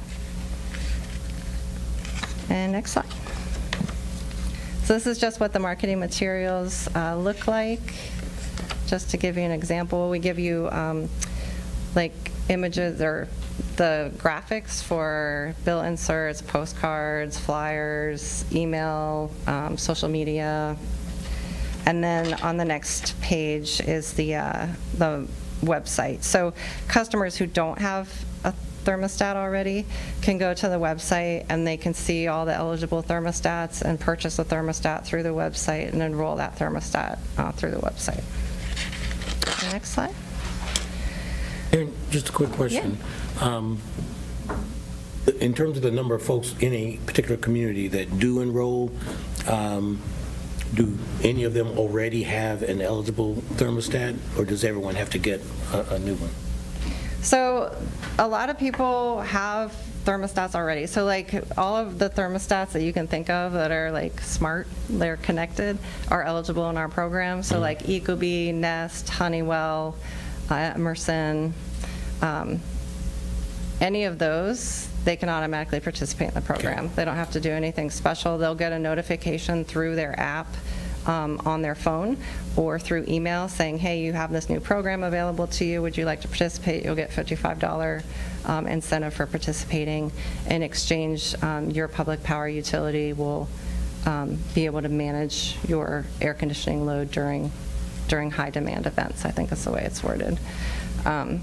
So those who don't have a thermostat already can buy one anywhere. So they can get it at the hardware store, they can get it through the website, they can get it anywhere. And then once it's installed, they'll get a notification from the vendor, Nest or whoever, saying this program's available to you, or they can go directly to the website and enroll there. Do you happen to know how much they cost? For thermostats? For an eligible one, like on The average? Amazon one is like the cheapest one, I think, and it's $55. And then they go all the way up to like $200. So it just depends on what brand you want and the functionality that you're looking for your thermostat. But there's a good variety of pricing available for different models. Okay. So next slide. So then once the customers have a thermostat and say they want to enroll, then AMP would get notification through Energy Hub of that customer wanting to participate in the program. We would verify whether or not they're your customer. If they are, then they would get that $55 e-gift card, and then they would be notified of any events that we would have throughout the summer. And next slide. So this is the customer experience for the event. So they, like I said, they have the ability to opt out at any point if they, if they're uncomfortable or anything. Most people don't, because most people don't really know what's happening because they're not home yet. If it's like between 4 to 6 or 4 to 7, like, so we've only had 23% opt out of an event. So most people participate in the full event. So typically, like I said, you pre-cool the home for like an hour before to go down a couple degrees during the event itself, which can be about 3 hours. We'll increase the thermostat 3 to 4 degrees from what the customer has it set at. So if you like your home at 70, we're going to take it up to 73, for example. Once your home gets to 73, your air conditioning will come back on. And then after the event, the thermostat returns to the normal set point that it was at prior. And those are all of the eligible devices. So I forgot Vivint and Alarm and Sensei and Lux, and there's a lot of them. You didn't name them all? More than half of them. See, but I think it is good to clarify at this point that you can opt out per event. So if you're feeling you're at home and you're too hot, you can turn your air conditioner, Yep.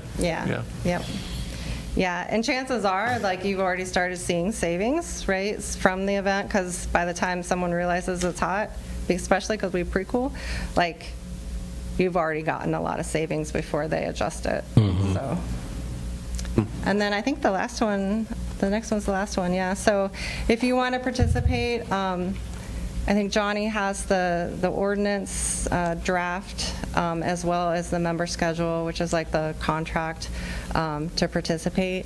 So then you would just execute those, and then we would work with you and get your information to you, your marketing materials to you, tell Energy Hub your zip codes.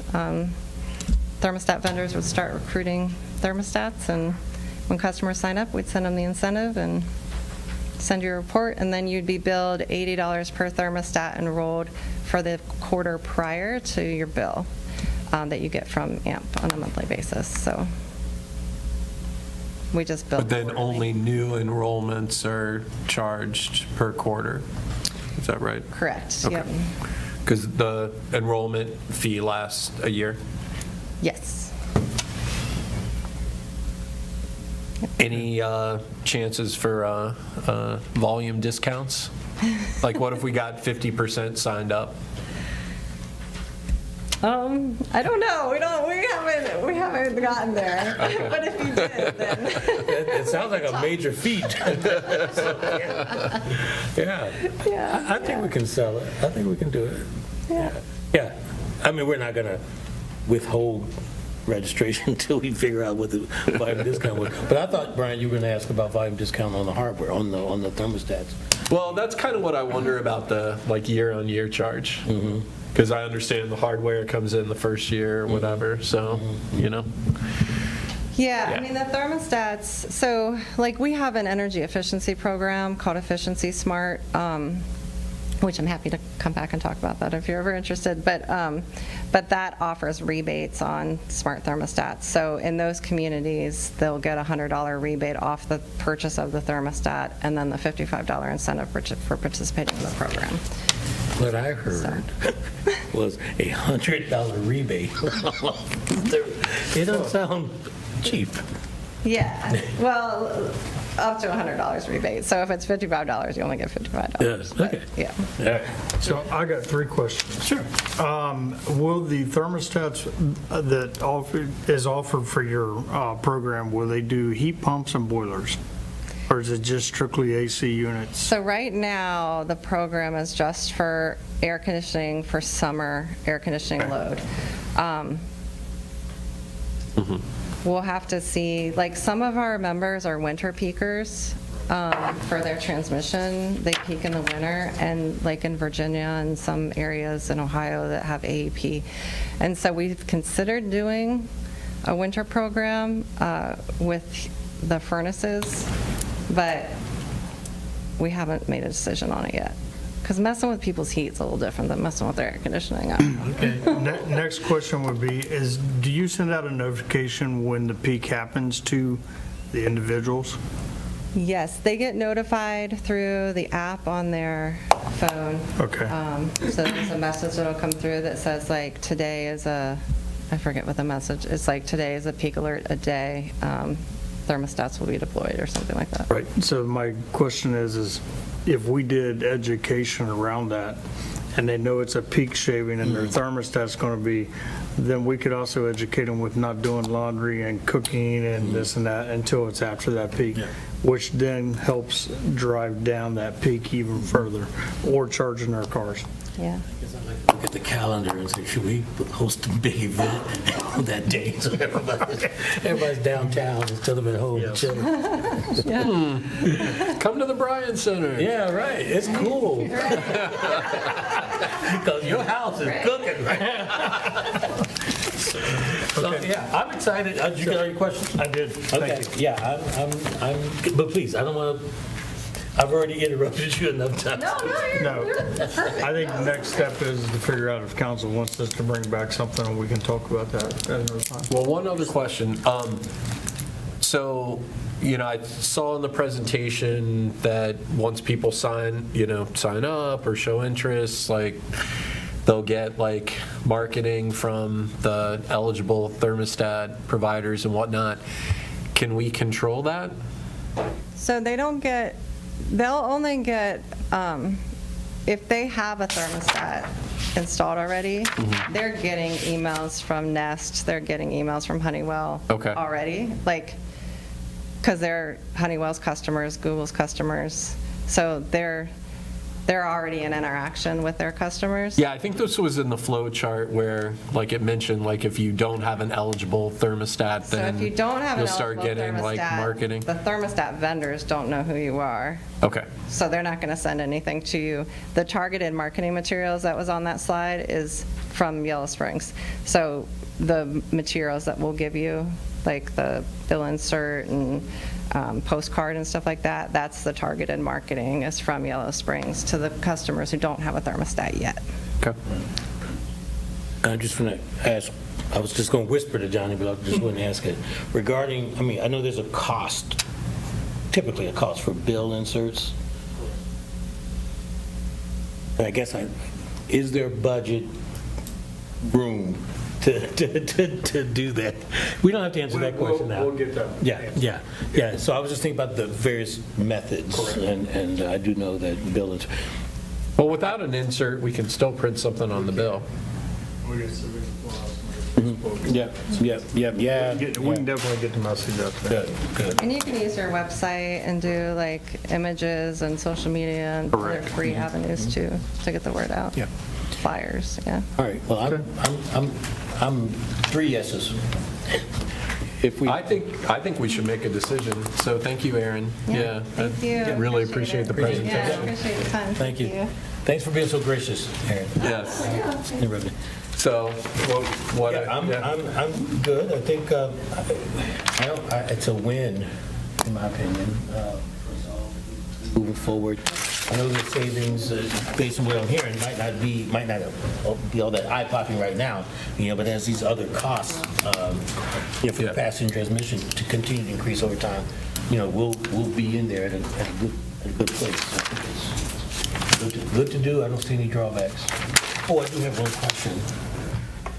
What if somebody needs help installing their thermostat? I think Dan, the hardware man's got you. Okay. There you go. Yeah, hey. I was thinking about him, but good. Yeah, let's feed those thermostats through Dan. I love that idea. Wow. Were you going to say anything, Gavin? Trish? Yeah, I think the only thing is I read something that made it sound like people could be flooded with marketing things. So if that's not the case, that's great.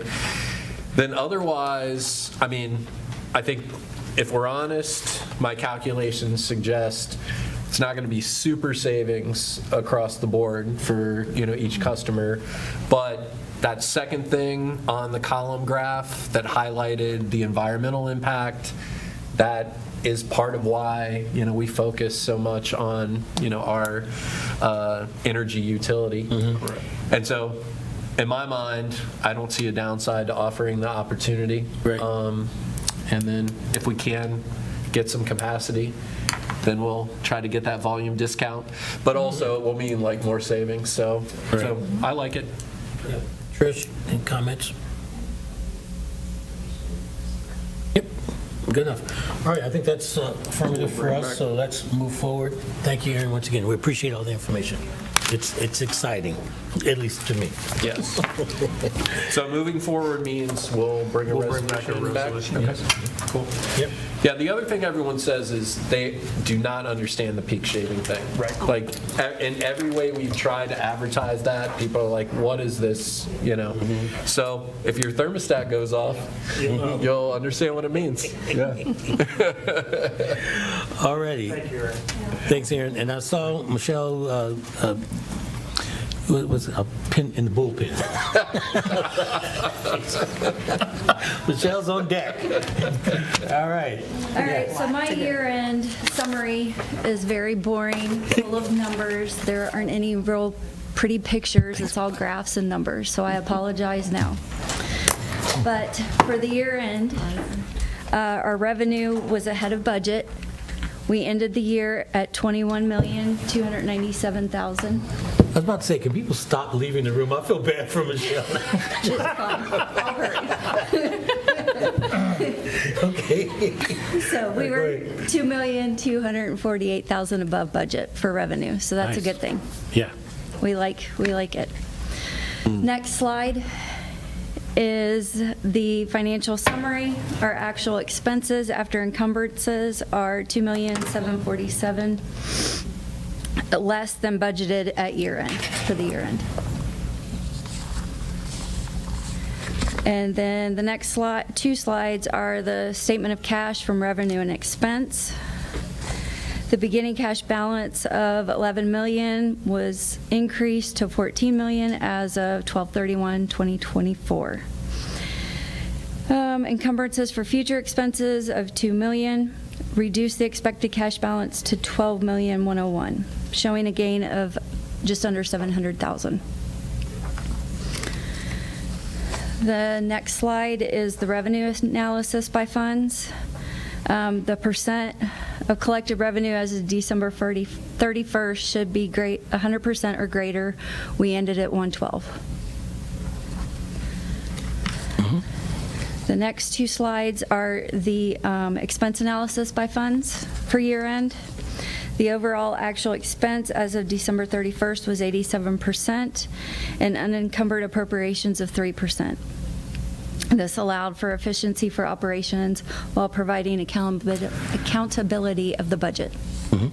So, Michelle, on this slide, the column next to the far right, year-to-date unencumbered appropriations, the total is $721,000, and I'm just wondering, are some of those numbers above, like, I don't know, I just didn't understand. Two-page thing. It's everything above it. Oh, okay, that's the second Yeah, page. that's the Oh, second never mind. page. All right, cool. Thank you. So the next page is the bank report. The cash balance increased at the end of the fourth quarter from the beginning of the year amount of $11,400,000 to $14,126,000. Total increase of $2,724,000. The total interest income for 2024 was $690,000. The last page is the utility roundup. So as you know, we had put the utility roundup program on hold. I believe it was from April to August, and started it back up. We ended the year, the total earned was $15,000. We spent $8,000 because of that hold, so we could catch the utility roundup back up, bringing the ending balance to $12,000. So that way we're in a good place starting the beginning of the year for utility roundup, especially with winter and the increased bills. And winter is always the time, or typically the time where we have the need. Yep. Okay. That's Okay. it. Thank you. All right. It wasn't as boring as you led us to believe? Well, it cleared the room. Go ahead. Yeah. Thank you, Kevin. So, just making sure I'm understanding this right. So, we had $2,248,542 more come in 2024 than we had budgeted for. And we spent $2,747,005 less than we had budgeted for. So that we had then, if you add those up, just under $5 million difference from what we started with, right? So how do you feel about that? I feel pretty good about it. I know Amy Kemper, the previous finance director, I believe she budgeted pretty conservatively. Yeah. Okay. That's a good thing. Yeah. So this is like we're moving to like quarterly, every 2-month finance committee meeting, Yes. so we haven't talked about these numbers. So I guess my 2 cents is that this is like really conservative, y'all. Like we're essentially $5 million on a, it's just, we're not, so then this is, so, we just spent a bunch of time talking about hundreds or thousands of dollars. There's $5 million that we've, so anyway, there's some complication to it, right? There's some major unencumbered things, there's some things or encumbered expenses and things that'll move on to next year and whatnot. But just so folks have a general, that's a lot over revenue and a lot under revenue, considerably more than we had talked about before. So that when we're up here talking animatedly about tens of thousands of dollars, just keep in mind the big picture that we're way underspending and we're way overspending, or way underspending and way over raising. Yep. So I just want, these are the big numbers tonight. So I want everybody to make sure they catch that. Good. Well, I mean, I would. Money goes away. I would disagree with the. Oh, go ahead. The investments, that's what we have to be concerned Yeah. about right Right. now. And The those are, investments. yeah.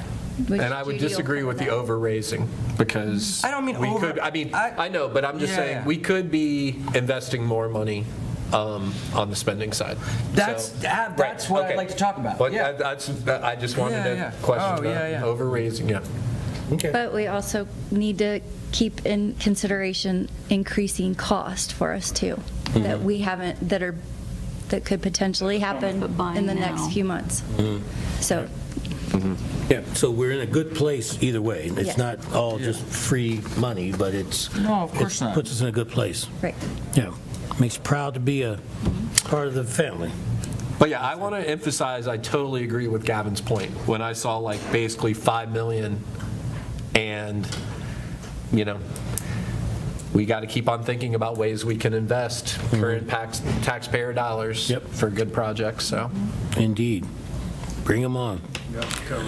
All right, excellent. I bet you do. We need to, The motion to approve the annual financials? Thank you. yep, the chair will entertain a second and a motion and a second to approve the budget or the financial report, the end-of-year finance report. So moved. Second. All right, all in favor of approving it, please indicate by saying aye. Aye. Any opposed, same sign. Hearing none, the motion is passed. Thank you once again, Michelle. Thanks, Michelle. Treasurer report. All right, here we go. Quarterly comparison. So as of December 31, because we're tracking a little behind here, Village had under active investment $14,281,926. That is an increase of $306,455 since the last report, which tracked to the end of September 2024. Because significant funds were moved out of Star, Ohio and into Raymond James in the fourth quarter of '24, interest earnings need to be considered collectively. I've got interest earnings from investments for all of 2024 at $880,457, which is an increase of $324,705 over that realized in 2023. So now in November, based on market projection and advice provided by Brad Drager, the investment committee decided to move $1.5 million into additional bonds and money market purchases. And those are staggered to provide steady income upon maturity.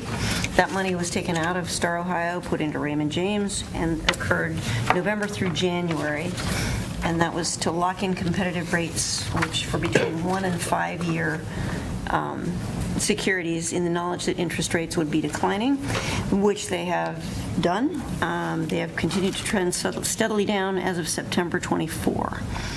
The Fed cut 0.25 in November, another 0.25 in late December, lowering the target interest rate to 4.25 to 4.5%. Projections for 25 are for that trend to continue, but at a slower pace. You've got in the little charts your cash balance as of December 31st. There's a comparison with December 31st, 2023 versus 24 in your next chart. And then I just review what the cash balances were at the end of September, so on September 30th. You have that lengthy and insightful Raymond James commentary that I sent out separately. It's not going in the packet because it is an entire packet in and of itself. I repeated his totals, which are as of February 6th.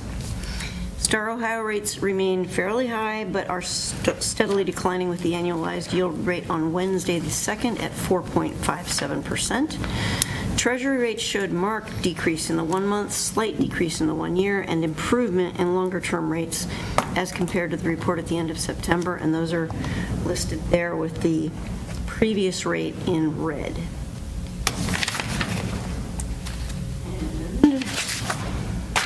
WesBanco has been steadily dropping the interest rate on the village sweep account since early November following interest rate cuts.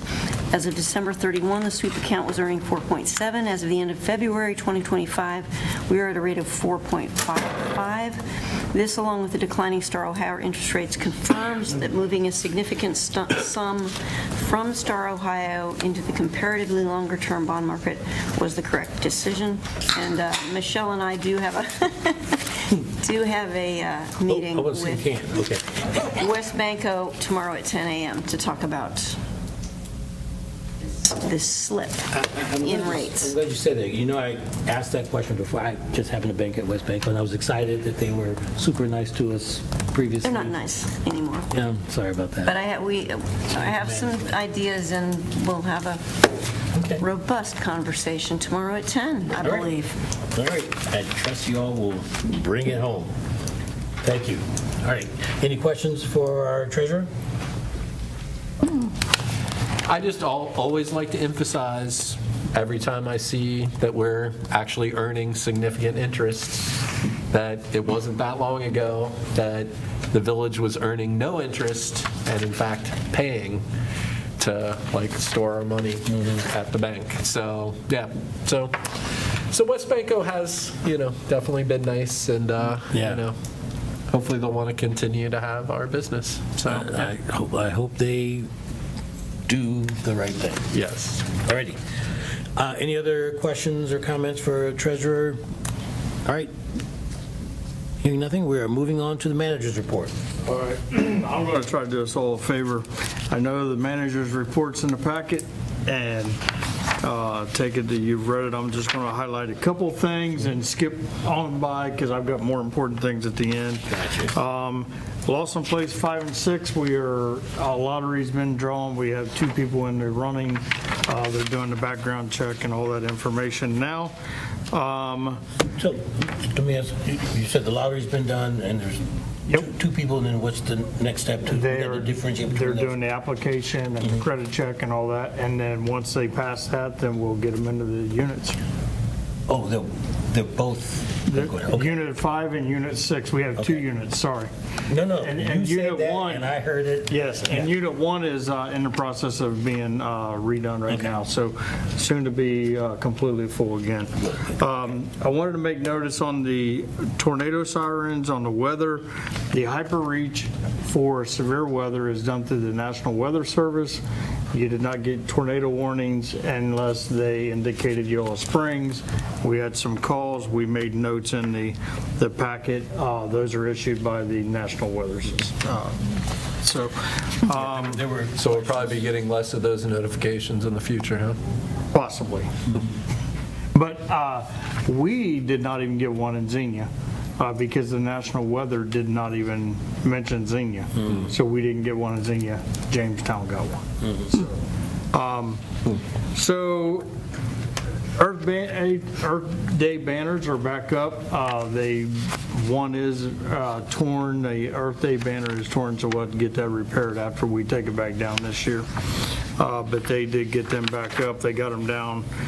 The one down right as the end of it was, or right as the beginning was coming. So, wait, so the new poles are up? No. These are on the old poles still. Tree committee, I highly encourage you all to take a look at that. It'd be nice to see some volunteers out there helping with the tree committee. There is 4 different dates, and I'm sure if you didn't have a date that they could tell you what needs to be done at a different time. Meg's got the YSDC, she's done some updates on there. The downtown subcommittee is working on trying to do some downtown business things to try to make some things happen there. Timekeeping, we're getting ready to put in a new system, and then I will let you guys finish the rest of that, and we'll move on because there's more to come. Excellent. Yeah, so it was in your report that I saw the work opportunities. Yep, great. And we will probably also be putting that on Channel 5 and some other social media to be able to get the word out there. Okay. So, any questions for the village manager? I have a couple. So I think I got this, but just want to make sure I understand about the sirens and the hyper reach and the thing, all the things we get. So the sirens went off because there was a warning in the county. Correct. And so it was like a hey, maybe. Correct. Even though it's like it was south in the county, it wasn't for Yellow Springs. So I guess I think there's sort of this question of like where's the line? I guess in general I assume that the sirens, because they went off on the Sunday, but then they didn't go off on Thursday. Yeah. So I think there's just like if it's not, now if we start getting different stuff from the National Weather Service, that's a whole other thing. National Weather Service sends it to Greene County. Leeds is who sent it to us on the first one on Sunday and asked us to sound them off. We did. We didn't get anything after that. So we got the severe thunderstorms and stuff like that. So, gotcha. Okay. I'm just trying to figure out, like, if there's a warning, it seems like a tornado warning, it seems like we want the sirens going off until the warning is over. And then it's a question of, do we want a tornado, and for Yellow Springs, but then do we want it going off if there's one in, 30 minutes away on the other side of the county? And then do we want to get any other kind of notifications, like a text or anything? Because there were no texts, right? Correct, because those are not emergency text. Civica Plus is not normally used for emergencies, it's more for information. But hyperreach? We could do, yes, and Greene County would normally put that out if a tornado warning happened. So they would send something if there was a warning They do the here county what, yes. by location. So Yes. they did that in another part of Greene County, just not here. Okay. I think I would, if there's any way to get it to a point where we have the sirens only when there's tornado warnings, not for Yellow Springs, not for places that are not here. Just so there's consistency of what people know what to expect when what the siren means. Okay. I don't know. I mean, does that seem reasonable? Yep. Well, and because, I think Gavin's raising it because probably he heard from folks, I heard from folks, and I heard a lot of people, went into safe rooms and whatnot, but then questioned why did we do that? So, yeah. And so just wanting to have that trust around. Right. So, yeah. Okay. And then the Leeds piece was not mentioned in your report, but I'm glad you raised that because I don't know. I think we just want to be clear that we did that because we were told to do it, right? I mean, okay. And when in doubt, go to your safe space. I don't want to be critical on when we set them off and when we don't, because you make a bad mistake and then all of a sudden we have a lot of people injured. Right. My wife was in the bathroom. I was in the living room. She's like, aren't you coming to the bathroom? I was like, no, I'm staying in the living room. I'm a man, I'm supposed to do that. That's right. It's for you, honey. I'm doing it for you. You got the dog, you deserve. I got the living room. So, yes, I understand that we want to be very precise on, hey, it's in Yellow Springs or it's not. I've lived into the tornadoes. I'm from Xenia. I've been in every one of them. And you didn't know they was there until they was there. So if we say, oh, no, it's not in Yellow Springs, and it's in Xenia, it could turn and go right up 68, or if it can go 42 to Cedarville. So I can't predict that. So we got to try to make as much notification as we can, or if it's even necessary. So I got your feedback, go. Anything else? All right. I hate to ask a question like this, but what is AX Park? I have never heard this reference before. That is I thought I knew everything. That's in Yellow the Spring. parks, the fruit park, where the fruit forest, yes. Right here on Oh, 6th. Patty's? Patty's Park, yes. So what does AX stand for? Alan and Xenia. Okay. There you go. Okay, wow, all right, so it's Patty's, Legacy Park, okay. Yep. And then, thanks for the parking donations update. It says since the program started, so is this about a year About a of year. donations? Yes. Okay. Right, $900 and something, okay. All right, that's all I've got. Okay. Yeah, that paid parking thing will raise its head again. I imagine it will. Yep. On that note, we're into new business. I am stepping down from the dais so that I am not participating in this discussion.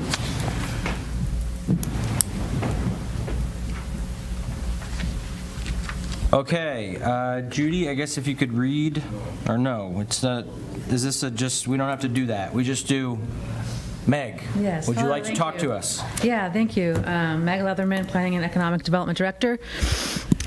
As you all know, I think, the Windsor companies are seeking to redevelop several properties on Antioch's campus. The Village Code requires that the council authorize submittal of a PUD application in advance of reviewing the actual application materials if the proposed project is located on less than 5 acres. This is a similar request or action item on your agenda tonight to one that you had in November of 2024, and it was for a different property, though, the Student Union property. Tonight's requested action is specific to the Kettering Building location on Antioch's campus, which is at 150 East South College Street. Again, it's the Kettering Building property, and it has 1.256 acres of land, which is less than 5, and requires this action of council, basically to determine if you authorize submittal of a PUD application. And so I'm just going to highlight a couple key points and keep it really brief. Windsor companies, again, would like to keep the existing building, so the Kettering building would remain, and renovate it into apartments for those that are 55 and older. The code states the council may consider authorizing the PUD application on less than 5 acres if you believe that, in quotes, the site would advance the purposes of the PUD district. And so in the council memo, I put a list of all the different criteria that are incorporated into what the PUD purpose statement says. And it's my belief that the project has a potential to address several of those development aspects through the PUD application. A couple of them are permitting flexibility in the regulation of land development, achieve economy and efficiency in land use, promote efficient provision of public services and utilities, provide better housing suited to residents, and encouraging the use and improvement of existing sites. So again, council's vote on the matter is not a vote to approve or deny the rezone to PUD or even the project in general. It's solely an expression of council's willingness to consider the PUD application on a site containing less than 5 acres. And should the council vote in favor of this, there will be several more steps, including 2 public hearings, that the Windsor companies would have to go through to obtain approval and rezone. And I outlined those in detail in the council memo. But again, it's 2 public hearings and 2 visits to the council in the future, should the application be submitted. And then I'll stand for any questions. Cool, thank you. So why isn't the student union building also like part of this? So the student union was actually, you guys already authorized the submittal of the PUD application in November. So this is just Expanding. us doing it for the Kettering building alone. Gotcha. Yeah. There are 3 distinct PUDs. That may be the confusion. Initially, they had talked about having a single Right. PUD, but they are now separated into three. And why is that?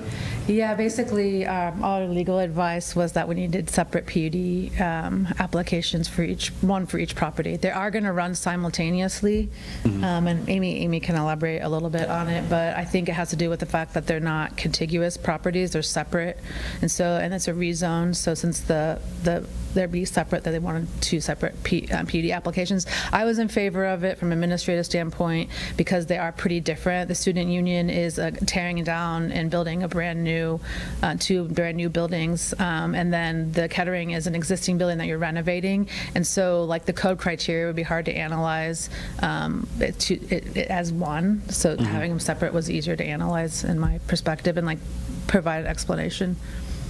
That makes sense. So, well, it's the same developer, so I'm assuming some kind of holistic thinking around. Yeah, definitely. Yeah, I mean, it's definitely not. It's not easy. Like, we have certain code criteria, but we also have to think about the bigger picture at the same time. Yeah. Yep. Okay. Trish, any questions? Okay. Well, hearing no more, I guess I would. We have to do a motion? Yeah. Okay, so will someone make a motion? For approving consideration of a PUD, is that? Yes, I'll move to consider the PUD.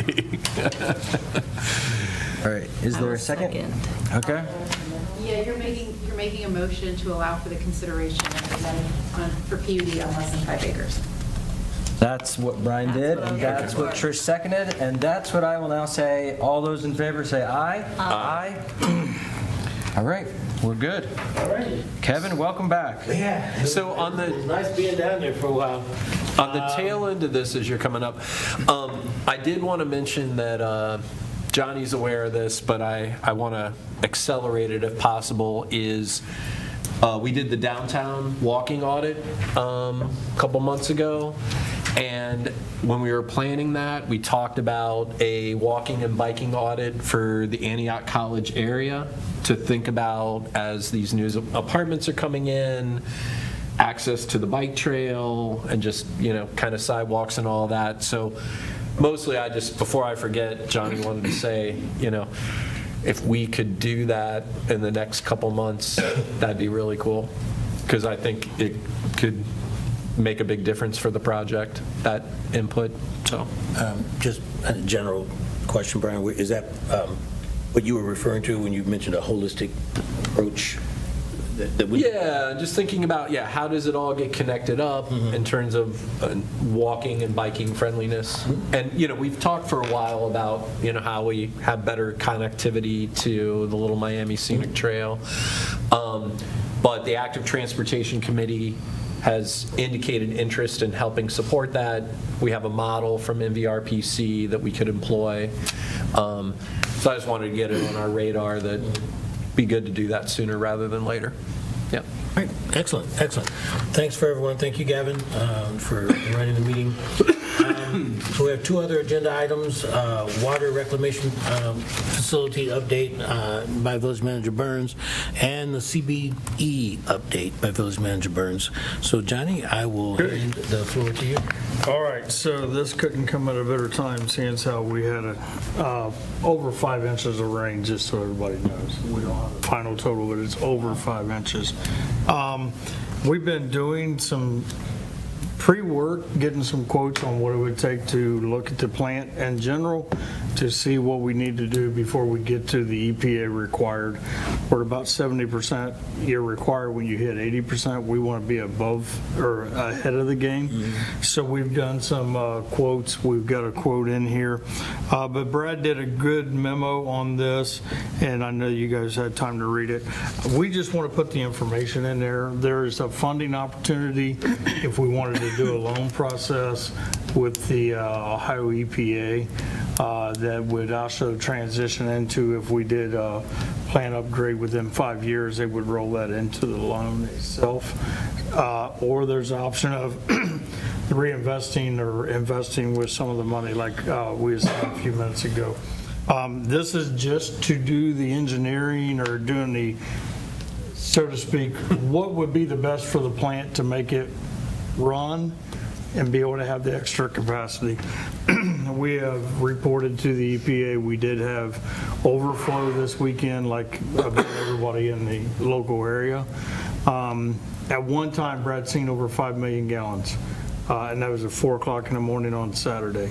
So even though the plant doesn't take that much, everything's full, everything's maxed out, we're on everything possibly online, and we just couldn't handle all the amount of water.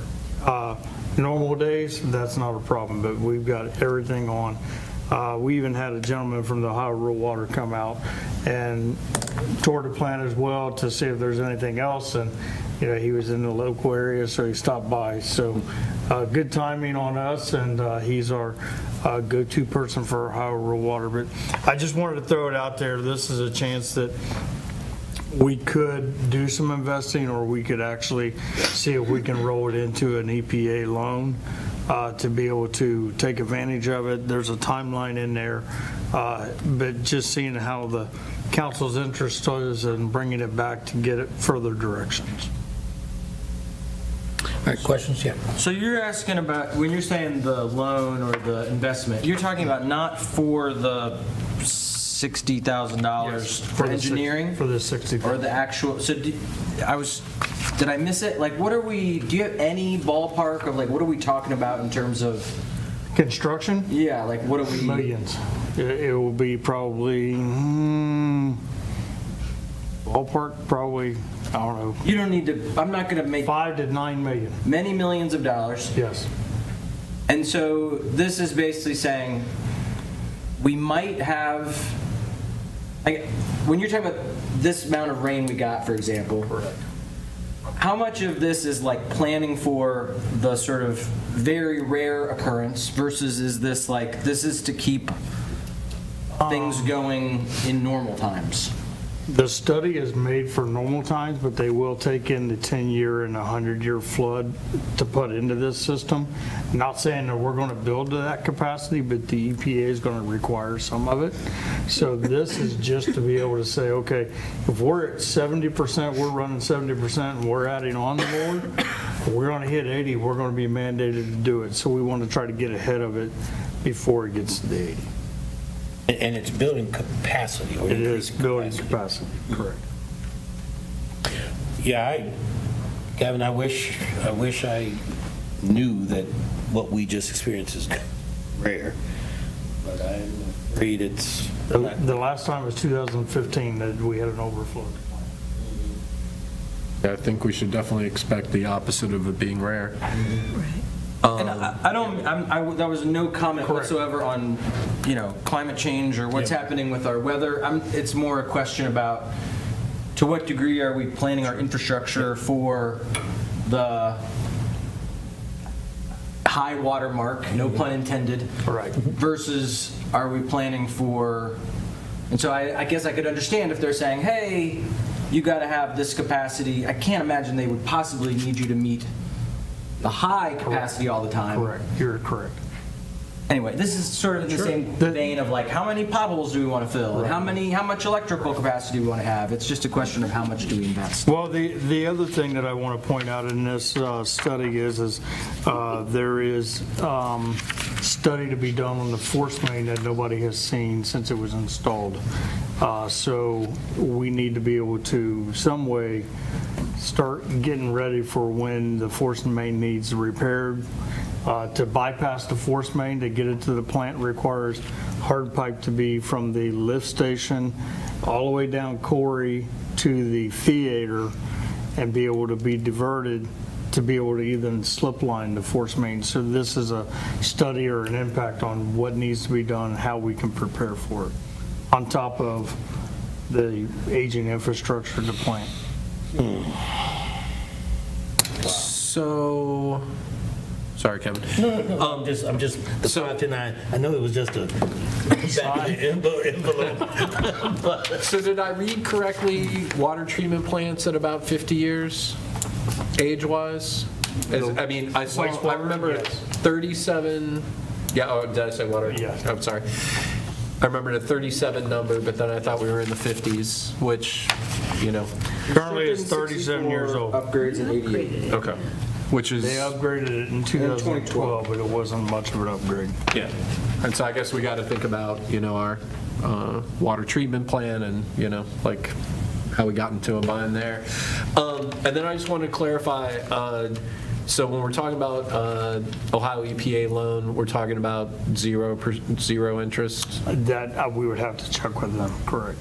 And then, did I hear you say that 59,000 could be applied to construction? Yes. So pre-engineering could be? Okay. Well, so I'm interested in hearing more. I think we need to start thinking about that. You just need permission to move on with the process or actually spend the money? Actually, probably what I'm going to do is I'm going to have the engineering folks come and do a little bit of a presentation with Brad. I just wanted to get a gauge on it, and then I'll have the team come in and do the presentation, and then you guys can give us the direction. All right, let's just, for Yucks, can I get a show of interest in moving forward, getting more information, presentation, et cetera?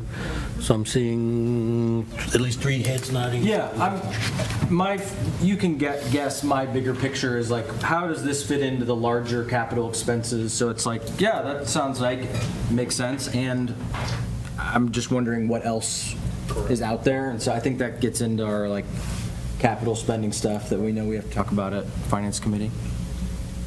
But yeah. All right, good, thank you for that. Johnny, you still have the floor. All right, the next one is the CBE update. Not much to say other than we still have 2 potential buyers, and we will probably have an executive session on the 21st to talk about one of them. There is one that is potentially going to take the right side, 3 acres, and another one is working on a business plan right now to talk about the left side, 3 acres. So we don't want to give out names, so that is the reason why we're trying to let you know that there is 2 interested parties, 2 different parties. One wants the right side, one wants the left side. Well, I asked the question this way. I mean, I'd heard a couple of weeks ago about an entity expressing interest. Or did I?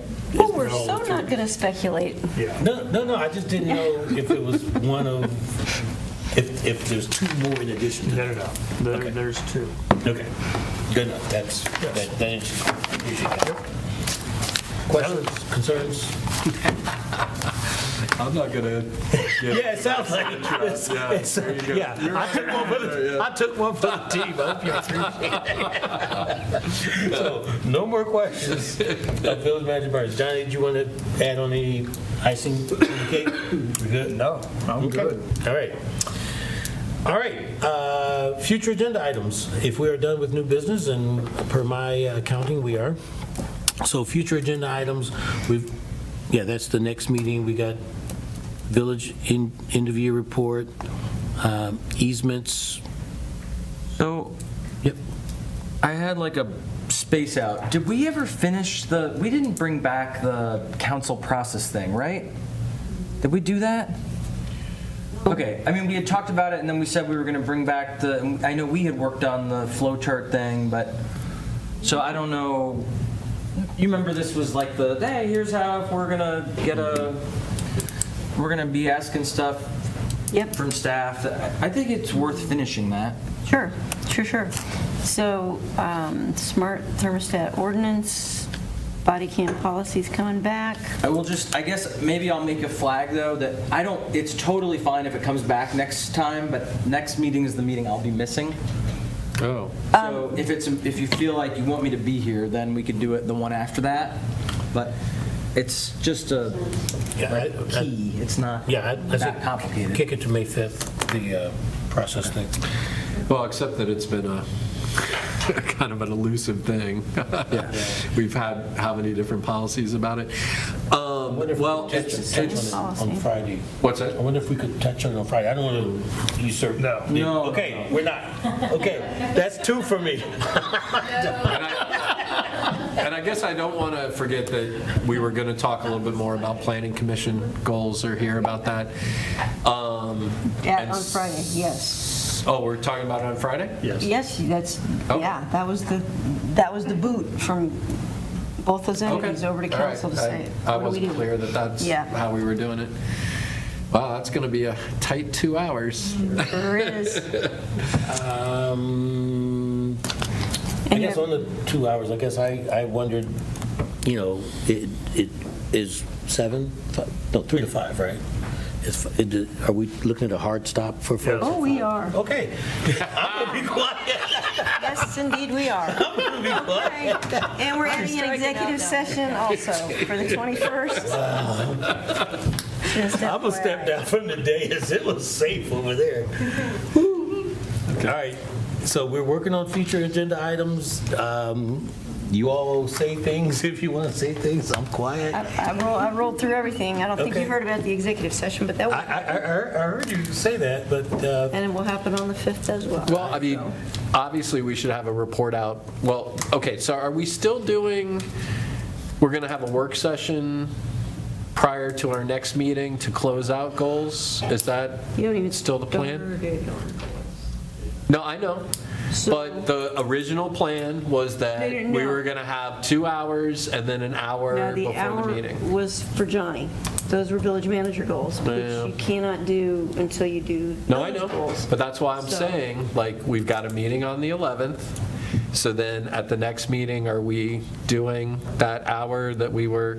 You're not, because you have an executive session Okay. for the potential sale of real estate. Well, that's why I was asking. And then the annexation thing? Resolution? Okay. So we're all set on that? So does that mean then we'll probably have an executive session on the village manager goals the 5th, Okay. yes. Probably be a developer's agreement. Yeah.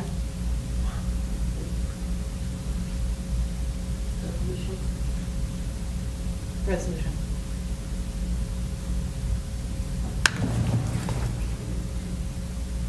Okay. Well, I'm sure we're going to have plenty of stuff pop up, so. all right. Anything else? We'll go to the order. No. I will. Motion to adjourn. Yes. And I'll second. All right. Thanks, everyone. Thank you, everyone. Treading carefully.